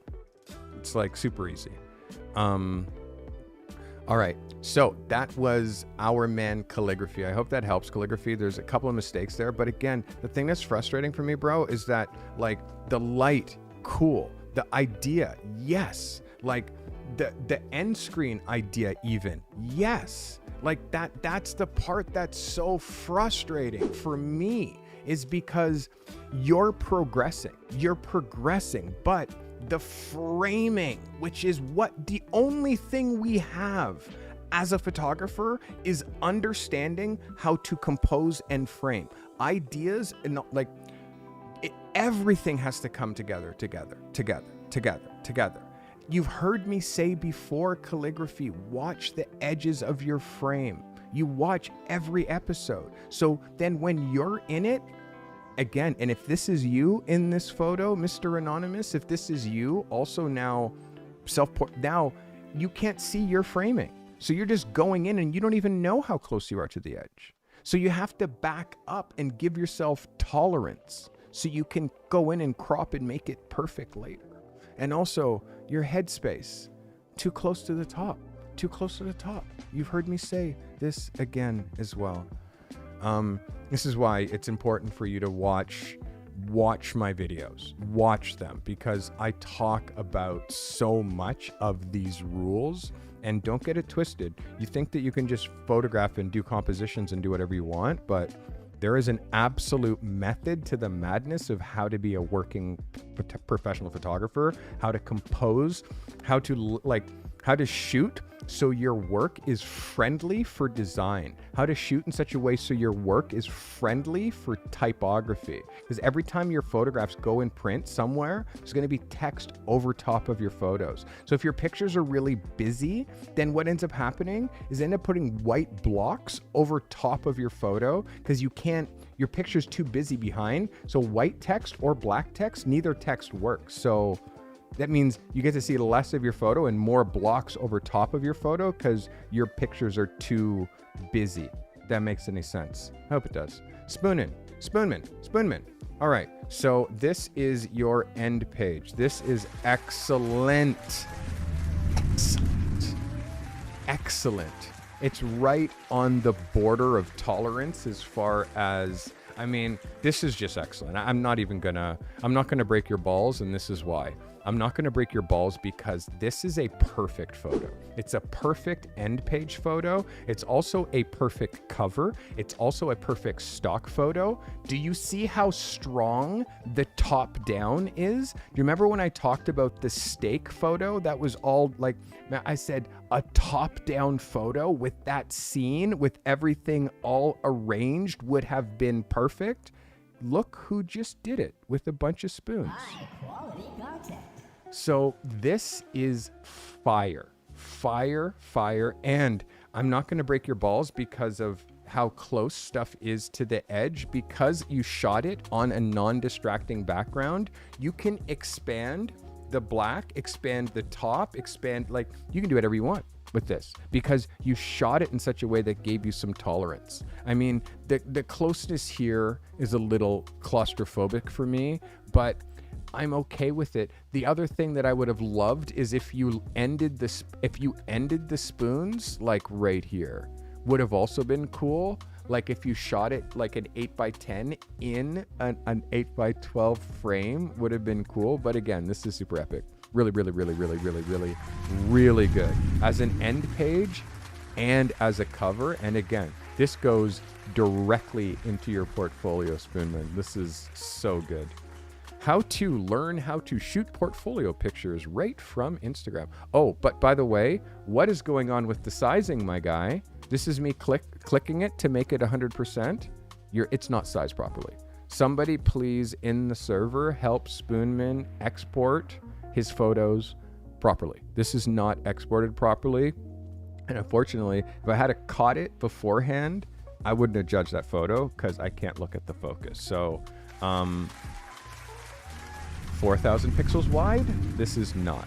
So again, make sure that you're following all, because now look at that. That's the scenario situation. I'm the art director. You just submitted the photo. Oh my God, I'm all hyped. I now want to go to print, and then I open it up in Photoshop and start laying it out, but I do all the work, and then I'm ready to go to print, and it's like, dude, it's not the right size. It's like, I thought it was so much bigger. It's like this big. So all of the steps you have to take, all of the steps, including the size specifications. Don't miss a single thing because I'll catch it. I will, for sure. So, yeah, amazing. Amazing photo, but just give me the right size. Stephen C in my chat says he was shown. He said, so Spoonman, figure it out, bro, because like you can't go on not knowing how to export to a specific specification. It's your job. You're a photographer. Know how to do this stuff. All right, Scuba Steve, this is your end page submission. Scuba Steve. Let's go, Scuba Steve. End page. Very crazy being able to catch a bald eagle. I mean, they're very hard to spot. It's a tricky shot doing this as an end page. It's very tricky because this is an instance where it's two different photos. It's an environmental image because you see like this up here. The balance that's happening here in here, I definitely understand why it's composed this way. But it feels like this is a horizontal, and I'm going to show you why. It feels like this picture really wants to be, come on now, trackpad. It feels like it wants to be this. Like this is what this picture wants to be.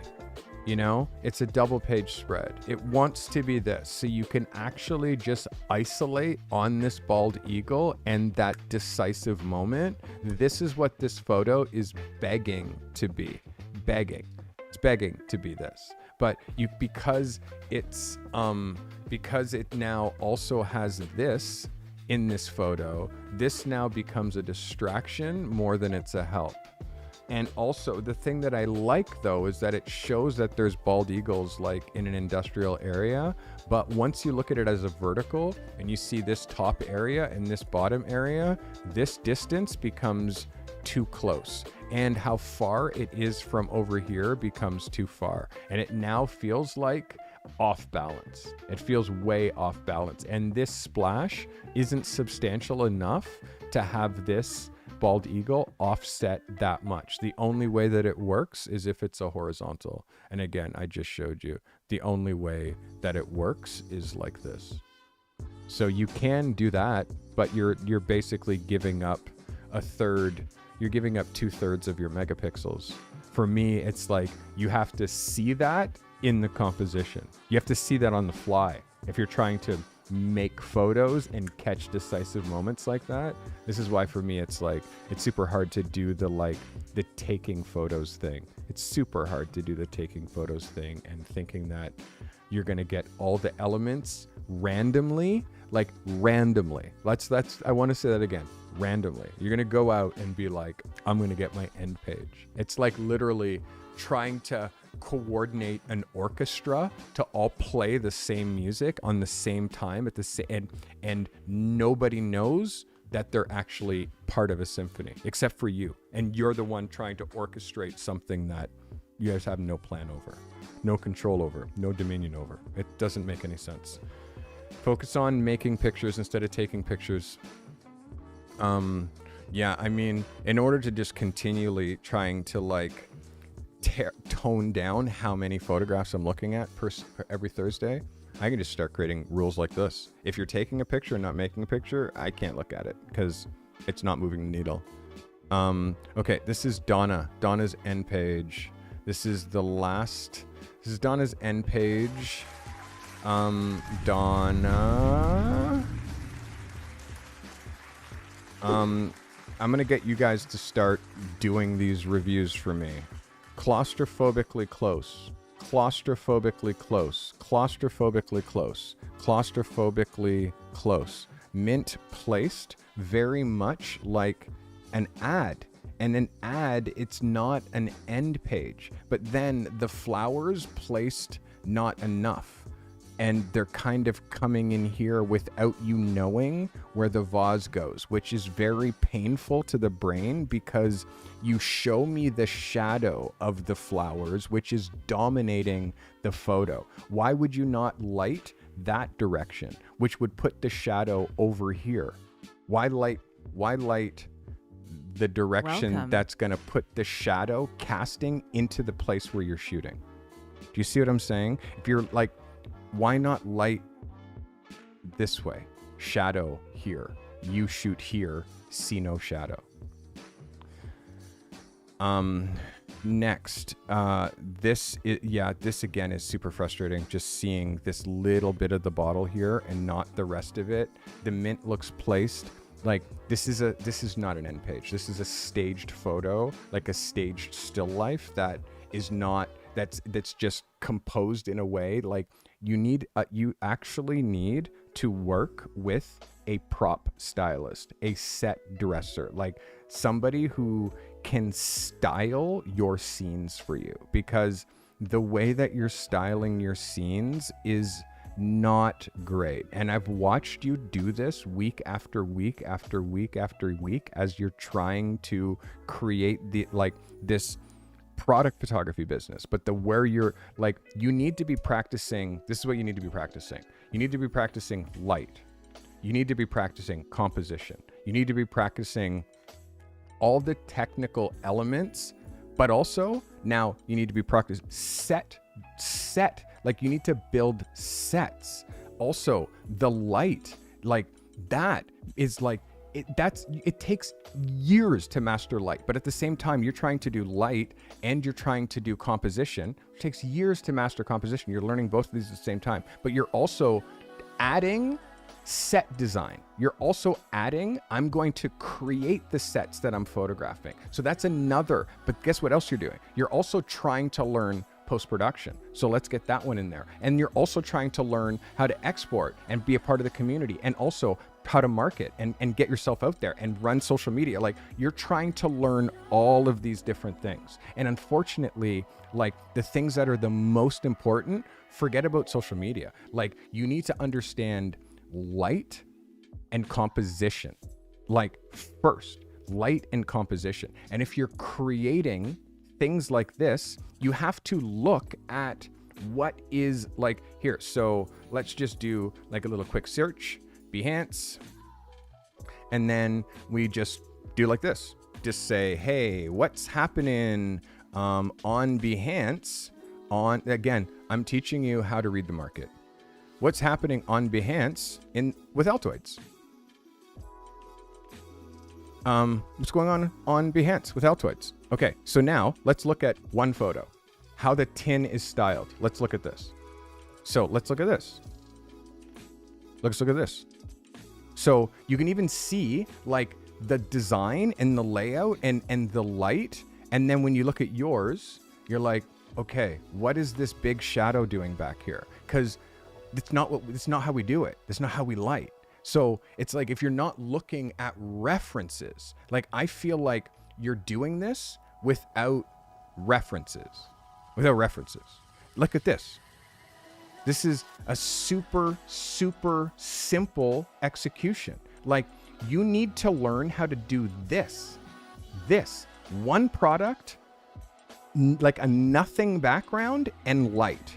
Like, this is what you need to learn how to do. But you're spending so much time trying to build like a cool set and a background of this and of that and of that and of that, and then an element and then fold this and then a mint. It's like, it just ends up being like, what are you doing? You're trying to do something that's so hard and making so many things more complicated, when really you should do this every day.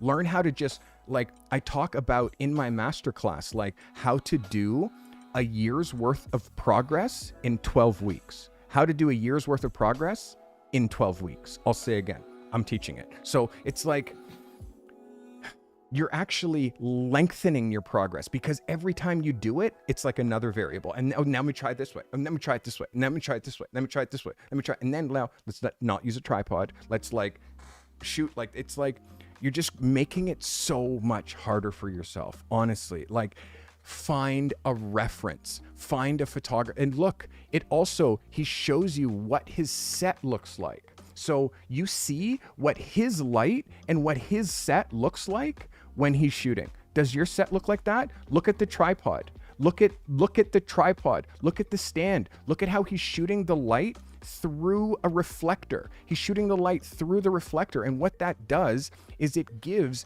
even shadows on everything.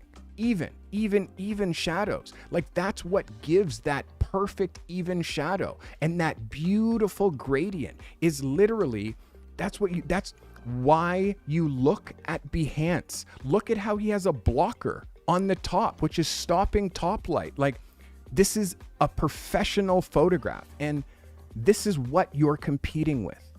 If, like, practice on, like, learn light, then learn composition. Like, you're trying to just, okay, now let me try this. Let me just put this. It's like, oh, let grab this. Let me put this here. Let's like, there's so many different, it's literally like you're hamster wheeling, Donna. You're hamster wheeling, literally, without references. Look, I just showed you. I did one thing. I went on Behance. I searched Altoids, and now I'm showing you a full setup. I'm showing a full setup as far as how product photographers make products. But you're doing it at your home with none of that stuff, with none of this stuff that you don't even know that you need. That you don't even know you need, because you're not looking at the right references. I hope this helps you, Donna. I hope this brings you value. All right.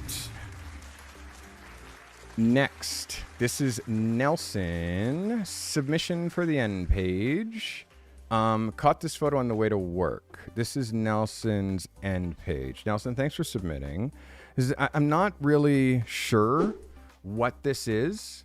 Like, I'm not sure what this is, Nelson. And again, it's not in a niche. It's not in your niche. It's like, I know that you don't shoot cows or wildlife. Is it stock photography that you're trying to do? Like, I'm not sure what it is that you're trying to do. Your horizon line dropped dead center. And the most important stuff dropped dead center. So this is not moving the needle. And what color are the cows?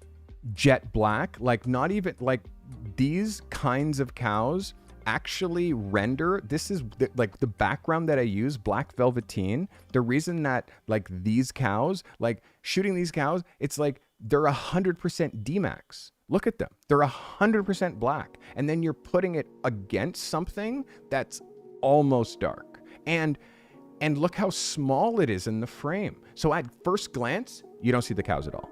And also, it's dead center. Drop that horizon right here.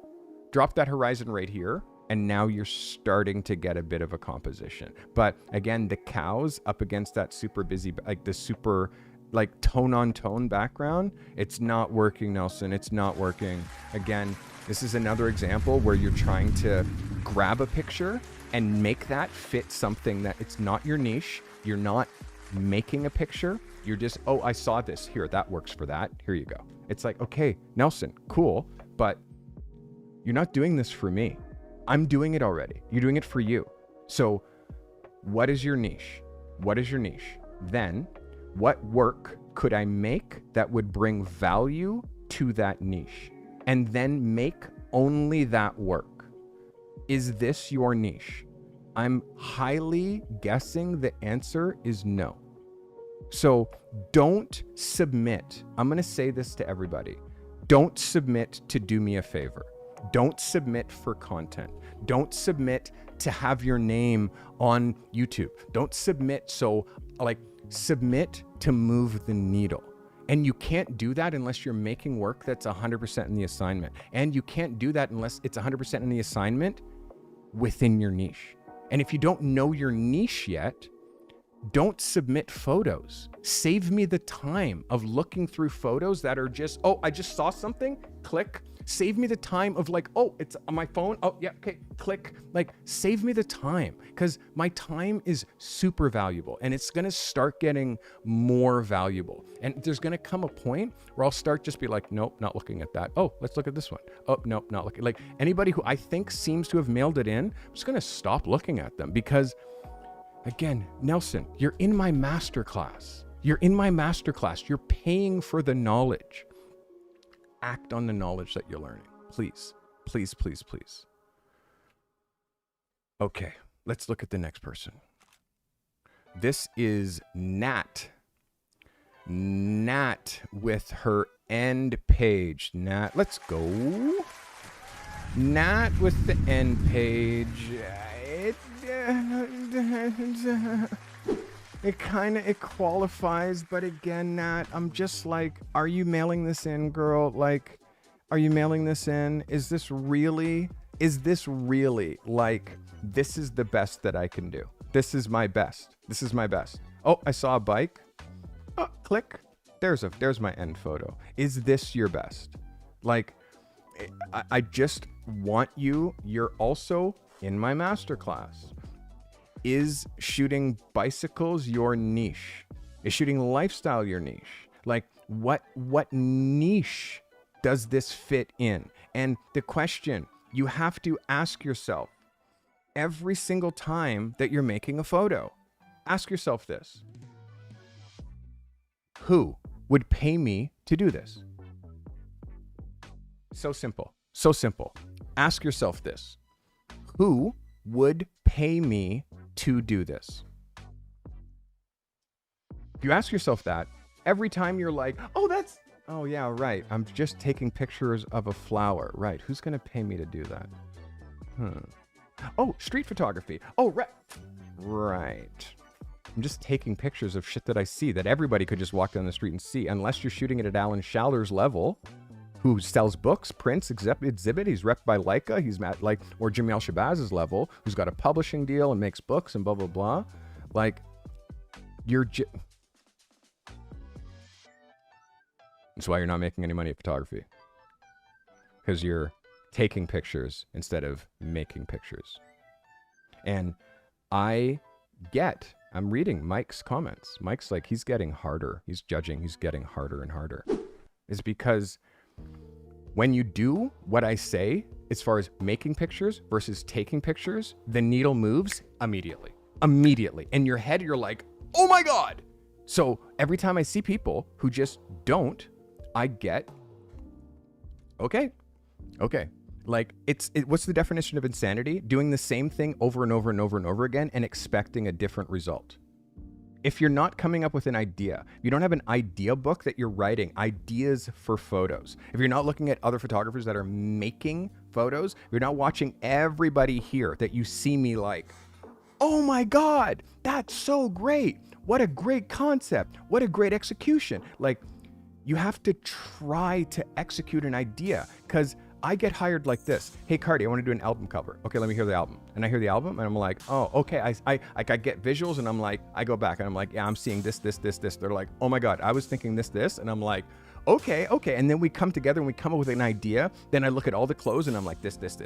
And then I pick locations. I scout locations and I'm like, oh, that would be great. Ooh, that would be great. Oh, that would be great. And then the day comes for the photo shoot. Guess what? We know I'm shooting that. And I'm going in that location.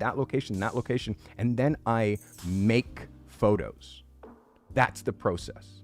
Idea idea iteration, execution, share. And you do that within your niche. If you have a niche, because if you don't have a niche, you don't have a business, because there's no clients for a non-niche photographer. So no clients, no business. And if there's nobody who would pay you to make that photo, why are you making it if you want to have a photography business? Do you understand how that actually, when I say it to you that way, it actually sounds like insanity? And then anytime that you just try to mail some, this isn't school, this is business. First of all, my time is super precious. I'd rather not take the $10 and take $10 from somebody who is like, try harder. This is one of those, unfortunately not, like I look and I'm like, okay, but like up here is a whole other photo. Up here is a whole other photo.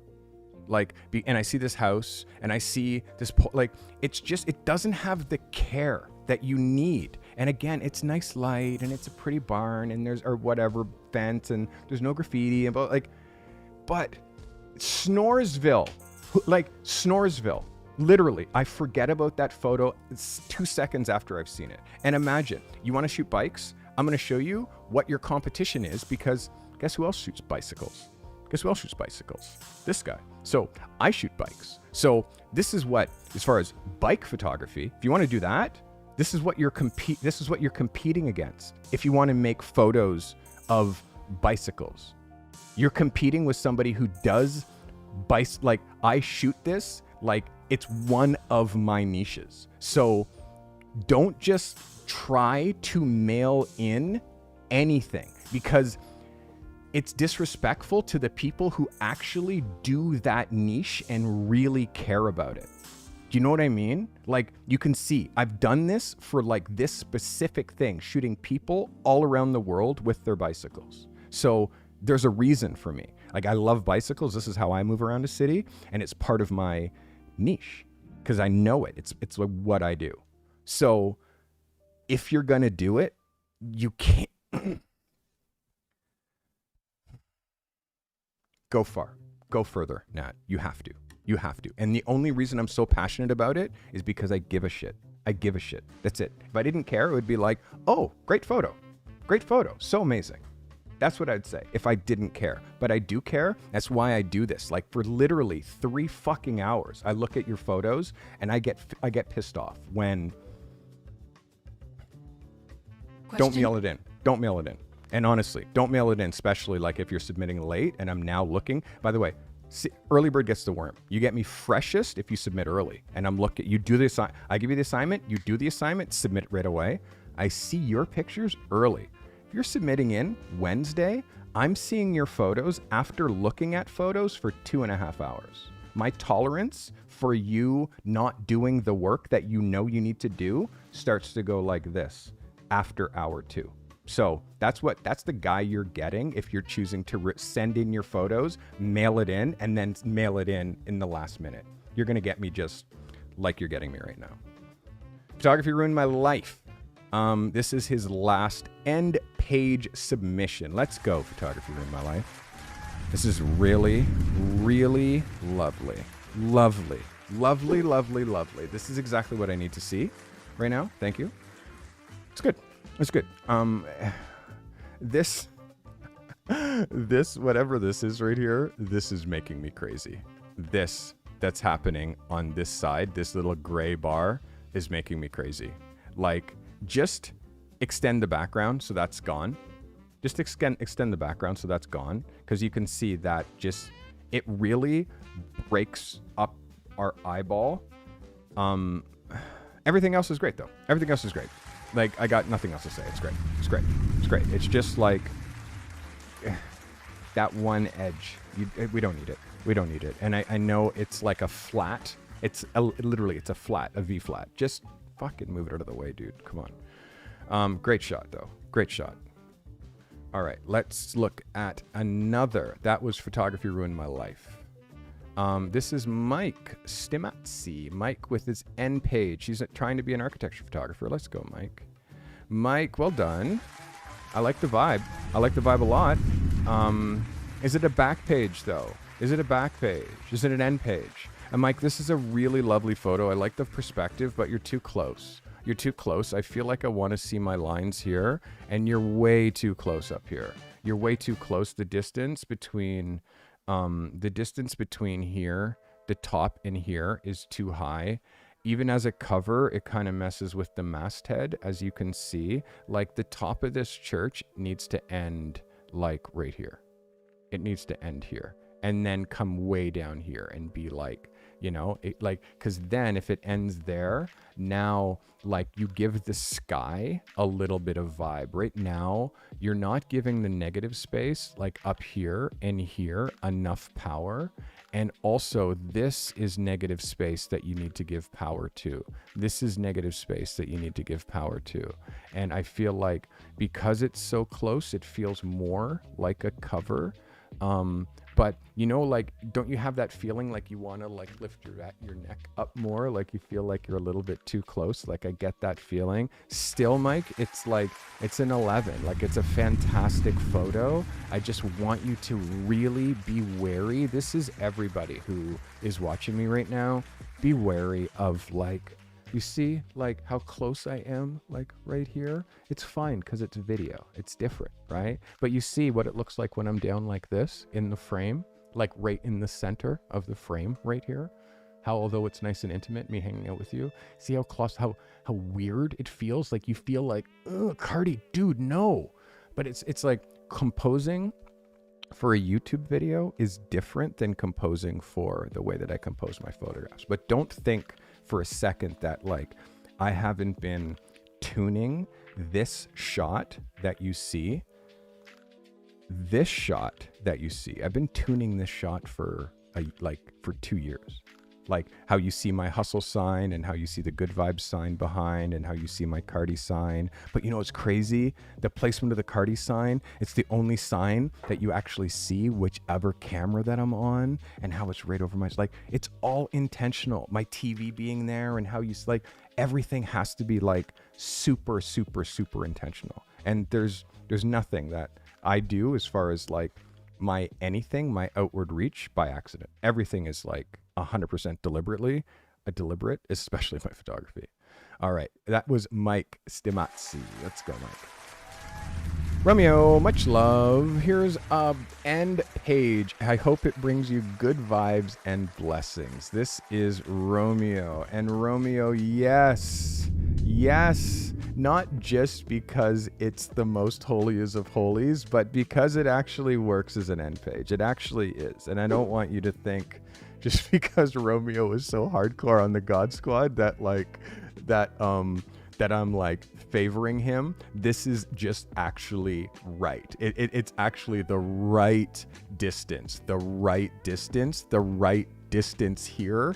Look where he dropped the horizon line. Look, like this is 100% Romeo, one of the best photographs that you've ever taken. This is fantastic. And I know this isn't a taken photo. You made this photo. This is very deliberate. So this is absolutely high quality content. You should be very, very, very pleased with this. I gave you an 11, my guy. Your improvement has been phenomenal. I mean, many of you communicate with me via DM. And by the way, like, funny enough, I have a guy who's pretending to be me, who's stalking my members on Discord and DMing them and trying to get them to like pay him directly off of my vehicles. Like I have a website that you can pay. I have a Carty method masterclass. You just pay through the website. Like I'm not DMing you, asking you to pay me, but my community is growing. And because my community is growing, hence the hackers come in. So if you're part of my Discord, be wary of, if you get a DM that I like, if you get a DM, look at the name, make sure it's Steve Carty. The guy will be Steve Carty 1, Steve Carty 2, Steve Carty F1, Steve Carty. Like he does variations, but he doesn't own the Steve Carty because that's me. So whenever, if that happens, go into the Discord, click my name and send me a message there. Like, then you'll see, holy shit, there's 2 of them. And then that's how we're going to catch this guy. So very strange, but yeah, that's what's happening. Because I have now almost 1,000 people in my Discord. So it's like when you're doing something that's so positive and so bright and so like, negative forces want to try to distract you from the goodness. They want to try to they want to try to destroy this great thing that we have, but you can't destroy the good thing that we're doing, you just can't. So yeah, now I have the entire server aware, and everybody, like I have 1,000 people hunting for this guy. So he's not going to take anybody else's money. All right. By the way, yes, he did get one person for $200. So sadly. Romeo, good job, by the way. Cynthia Lully. Cynthia. Let's see what Cynthia's got to say. This is my resubmission for the end page. Okay, so this is a walking through the garden in Florida, handheld Sony. I definitely see what you're trying to do here. This is a good sign. It's high in perspective, like it's high in the eye line. I need this to be down here. This is a good sign. And again, it's like the mixed dappled light that's happening in the background. I like the fact that this is in shade, but it's not moving the needle. It's, again, you said, I was walking down the street and I saw this pretty thing and I pointed my camera at it and I decided to take a photo. It's like, and this is my end screen. It's like, it's much harder than that. I'm sorry to say. It's what you're trying to do, Cynthia. If you're trying to make a living at this, what you're trying to do, having the understanding of how to operate a camera, how to focus, take a picture, and even compose is like, cool. That's grade 1. We all need that. But what a photographer makes is somebody who has ideas and then can execute the idea on demand on demand, like creativity on demand. That never comes from, I can walk around the streets and just see cool photos and take photos. But guess what? That doesn't move the needle. So I don't do it. You know what I mean? So I appreciate you finding us, and I'm so happy that you're here and submitting. But in order for you to really benefit from what I'm trying to do here, you have to jump across the fence, which is stop taking pictures and start making pictures. Stop shooting what you see that you have no control over, and start shooting ideas that you come up with that you have full control over. Do you see the difference? That's like, there's only this amount of people who have the talent to take pictures at a National Geographic level. Like James Nashaway, like there's so many, like Jimmy Chin, like there's photographers, but you also have to know how to make everybody who can take pictures at that level also make pictures. Like anyone can do that. Anyone who can make pictures can also take pictures. But I'm not trying to be hard on you, Cynthia, but I want you to try harder. You have to try harder. You have to come up with an idea. You have to find references. You got to go to Behance and see what everyone else is doing. Seriously. Thomas, first submission, or this is my submission for the week. So this is a drone shot.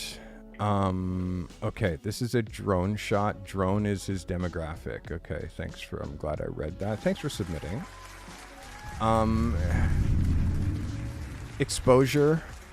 The sun is gone, right? The sun is low. So everything that you have happening down here is this is all like 2/3 of a stop under. And then it's 2 photos. Like it's 2 photos. Like the sky is interesting, but it's 2 photos. Like the sky is interesting-ish, but it's like to me, the photo is that's the photo. That's literally the most interesting angle, is like not showing me all of this, because down here is now all relatively uninspiring. It's all relatively uninspired, and the light isn't right. And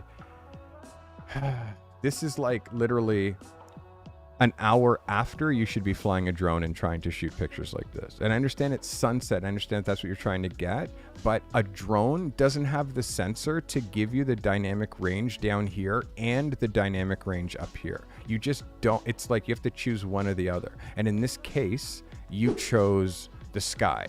You wanted to have the dynamic range here, and in the sacrifice by losing all the detail down here. So, and then the bent horizon, like we have the technology to fix and do lens corrections in Lightroom. So our eye never wants to see the horizon bend in an opposite direction, you know? So there's small things like that. For me, this one's a bit of a miss. This building being offset, this being like the one thing that pokes up, it just ends up being like a little distracting. For me, again, the most interesting perspective on this image would be if it was cropped like there. I'll just hide my camera.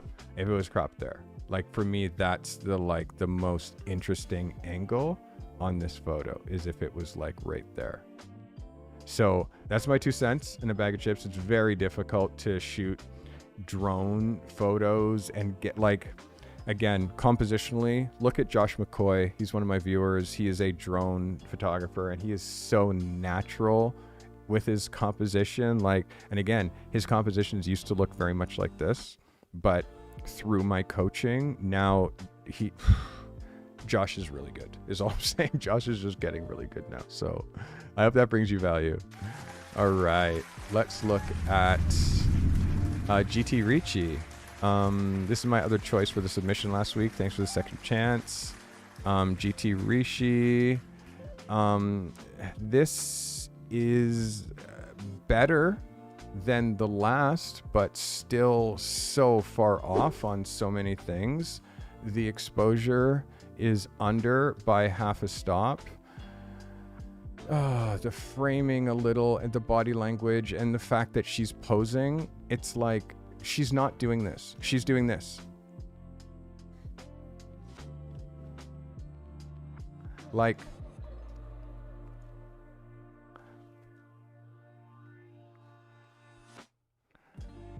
bro,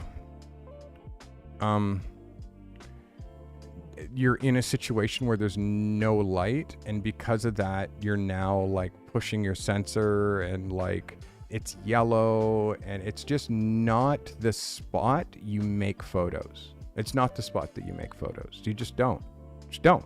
It's a movie theater. Just go to the movie. Like, you know what I mean? Unless you're able to bring in a full set, lights, assistant, and light that space and stylize something and make it like really, really cool. Like, it's the only way to do it, because again, it just feels hokey. It feels hokey when, you know, it doesn't move the needle for me, GT. I'm sorry. Like, I want you to look at what it, like, this is what photography looks like. Look at this. Look. This is what your competition looks like. It's FYI. This is what your competition looks like. It's FYI. And this isn't even good. It's totally poorly composed. It's all center-based focus. Like, they can't be used anywhere. But I want you to see, like, do you see the life in this? And the editorial and the swag? Like, this is your competition, guy. And because this is a new photographer just like you. But look at the locations, the idea, like, there's something there. I could turn this photographer into a beast. Like, look at this. Like, this is a great example. Look at the difference. Look at this, and then look at this. Look at the difference. In the same existing light kind of a scenario, look at the two different approaches. You know what I mean? So it's just, you got to try harder. You got to just keep pushing. And like, yeah, the ideas have to develop more. You have to develop the ideas more. It's like, if you thought of it in 2 seconds, it's not a good enough idea. How's that? Matthew, end page. Let's go, Matthew. Thank you for submitting. Let's go. End page. This is a tricky one. It's very center composed. We're not seeing enough of the baby's arm and also you're kind of hiding the baby's hand behind this. For me, the picture is take these things out and just focus just on the baby's hand, and then have the baby's hand come up from the bottom of the frame like this. You know what I mean? And then this becomes the frame. It's just the baby's hand like pushing up. And then if you want to do it even crazier, turn the baby so it's a fist like this, like it's doing like your baby's now like doing Black Power. Like that now, that's the photo. But again, it's like your baby's arm is like turned back this way because this is your baby right here. And then his arm comes down this way and is turned here backwards. And you just threw these down and tried to grab a shot in the middle of... Matthew has 3 kids and they're all young. And one of them has special needs. And he's helping me, or I'm helping him, but I hired him and he's helping me with my social media. But Matt's got a lot of things on the go. And again, Matt, that when you have the time to make a photo rather than taking a photo in like a very quick condition, it's tricky, dude. You need the time to actually think about it. And again, I'm trying to help you manage all the things that you have to do. You got to do a lot of things. You're working on a lot of things. But again, trying to teach you how to be a 21st century creator, trying to hire you, which I have, and trying to help you get through like this crazy phase right now through time management, which I think I can help you with. But yeah, we'll talk later. Let's see. We have a couple. This is the last photo. This is Alpha Monk. If I only had time to refine this. If I only had more time to refine this. Alpha Monk. You only get a week. I like it. It's claustrophobically close to the edge. I didn't really know that this was lingerie in the beginning. I had to really look at it. And then now that I really realize that it's lingerie, this is a way better picture without the lingerie. Lose the lingerie. It's tacky. Like lose it. Just focus on this. You don't need to set a scene for me of having like lingerie in the background, backlit and all that shit. It's tacky. Just focus on this. This is the high art, is right here in this bottle. Like the fact that you got it back, like that's the high art, is literally zoom in on this, bro. This is the picture. Like literally that. Like that is the idea, but not so offset. It can be a little offset, but just looking at this, the crotch part of like, there's nothing honestly that's like for me grosser than seeing the underside of like nylons or lingerie. So the fact that you're no, bro, this is offensive. You don't need to show that as the background of any photo. Honestly, you don't want to start getting into somebody's sexual proclivities and their sexual preferences when you're trying to also show that you're a product photographer. Don't create a world, bro. Don't create a world. Just like for this, show that you can technically do this. Show that you can technically do that. Don't invent worlds. Don't save that for the art director. Save that for the art director. Seriously, just focus on this part right here. That is my critique. And that is the last critique of the day. Guys, that was 2 hours and 34 minutes. These are hard on me. Tried to go a little bit faster today. I hope this brought you value. Ray, thank you for becoming a member. Thank you for becoming a member. As you realize, today's commercial-free stream, by the way, was brought to you by the members of this stream. I have members. I have many members. And these members actually literally propel this show. They propel this show. They make this thing go. And it's really good. You know, for me, it's really good because I feel like every time I get to like that point where I get stuck or I get frustrated or whatever, like I see work that like just moves the needle. I see work that is like, yes. And it inspires me to keep going. Yeah, I got to tell you though, like my patience for people mailing it in, my patience for people like taking photos and thinking that they're going to be making a living at photography just because they know camera controls and they can see something. Oh, that's pretty. Click. Oh, look at that. Click. Oh, it's like, okay, cool. That's first grade. Everybody does that with their phone. What value are you bringing the industry by doing that? And if you're not bringing any value to the industry by doing that, why are you doing it? So these are the questions. And again, I gotta go because I gotta edit a video so I can get more content out for you for tomorrow. Like I promise, like I always do my best to get a video out every Friday. I've been doing it for over 2 months now. It's tricky. It's hard, man. And it's like, it makes my schedule like I do this. And it's like, I'm a photographer, but like this YouTube shit is blown up in a way that it's like, I also have to kind of claim back some of my time and not be like, I can't be looking at A, not following the instructions, B, like horizontal, like vertical assignment. And you look at the folder and you see vertical. And it's like, I'm going to put my horizontal photo. These are the things that like, don't make me center you out, because just like, I'm not trying to be a hard nose, but I'm trying to train you because you've never been classically trained. Nobody's showed, like photography, people just want to do whatever they want. But unfortunately, it's like medical school. You're going to go to medical school and then do whatever you want. You'll freaking kill people. People will die if you were in medical school and just went off on your own and did whatever you want. And in this particular situation here, the dynamic is I'm not the key holder. I am a resource, and I'm a very unique resource because I'm one of the very few YouTubers that actually does live streams where you can actually submit a photo and oh my God, welcome. Here I am on the internet. You just put a photo and you pushed it into the internet and I pulled it from the internet and now you're at home on YouTube watching me look at your photo and critique it.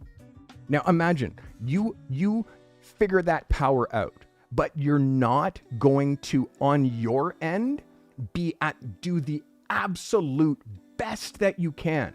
If you're not doing the absolute best, this is the last time I want to say this. If you're not doing the absolute best that you can, don't submit.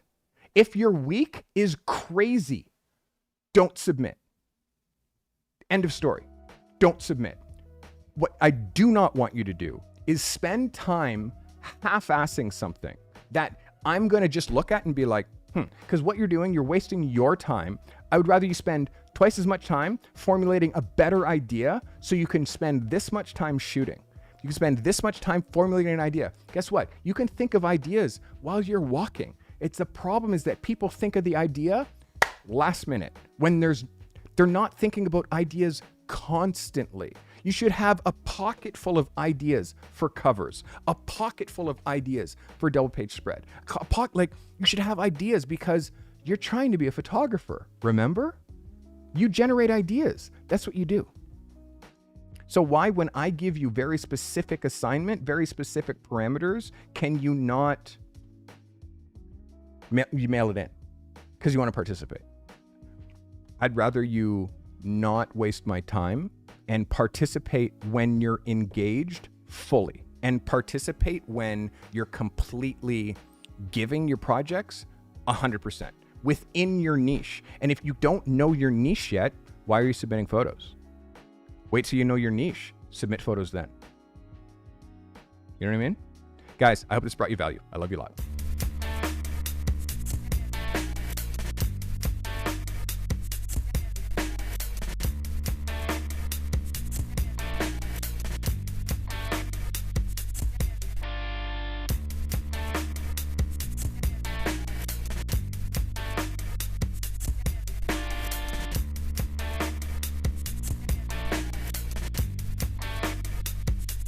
appreciate you all for watching. Whew. Really trying to get these streams under 2 hours. As mentioned, this commercial-free stream is brought to you by all these amazing members that I have on this channel. I literally couldn't do it without you. You'd have commercials. You'd be interrupted by commercials. And I just don't ever think that it's fair to stop the flow of knowledge in order to learn about whatever the hell they advertise on channels these days. I pay for YouTube Premium because I use YouTube as an education source, and it's more important for me to get this education unfiltered without commercials. So I pay for YouTube Premium. If you decide to pay for YouTube Premium, I actually get a small percentage of everybody out there who watches me who does the same. I love you guys. Your names are going across the screen if you became a subscriber or a member recently. I have lots of content on this channel that moves the needle. Go onto my channel, scroll, find a title that grabs you, click it, and learn something. I love you all. Thank you so much for participating in this incredible community.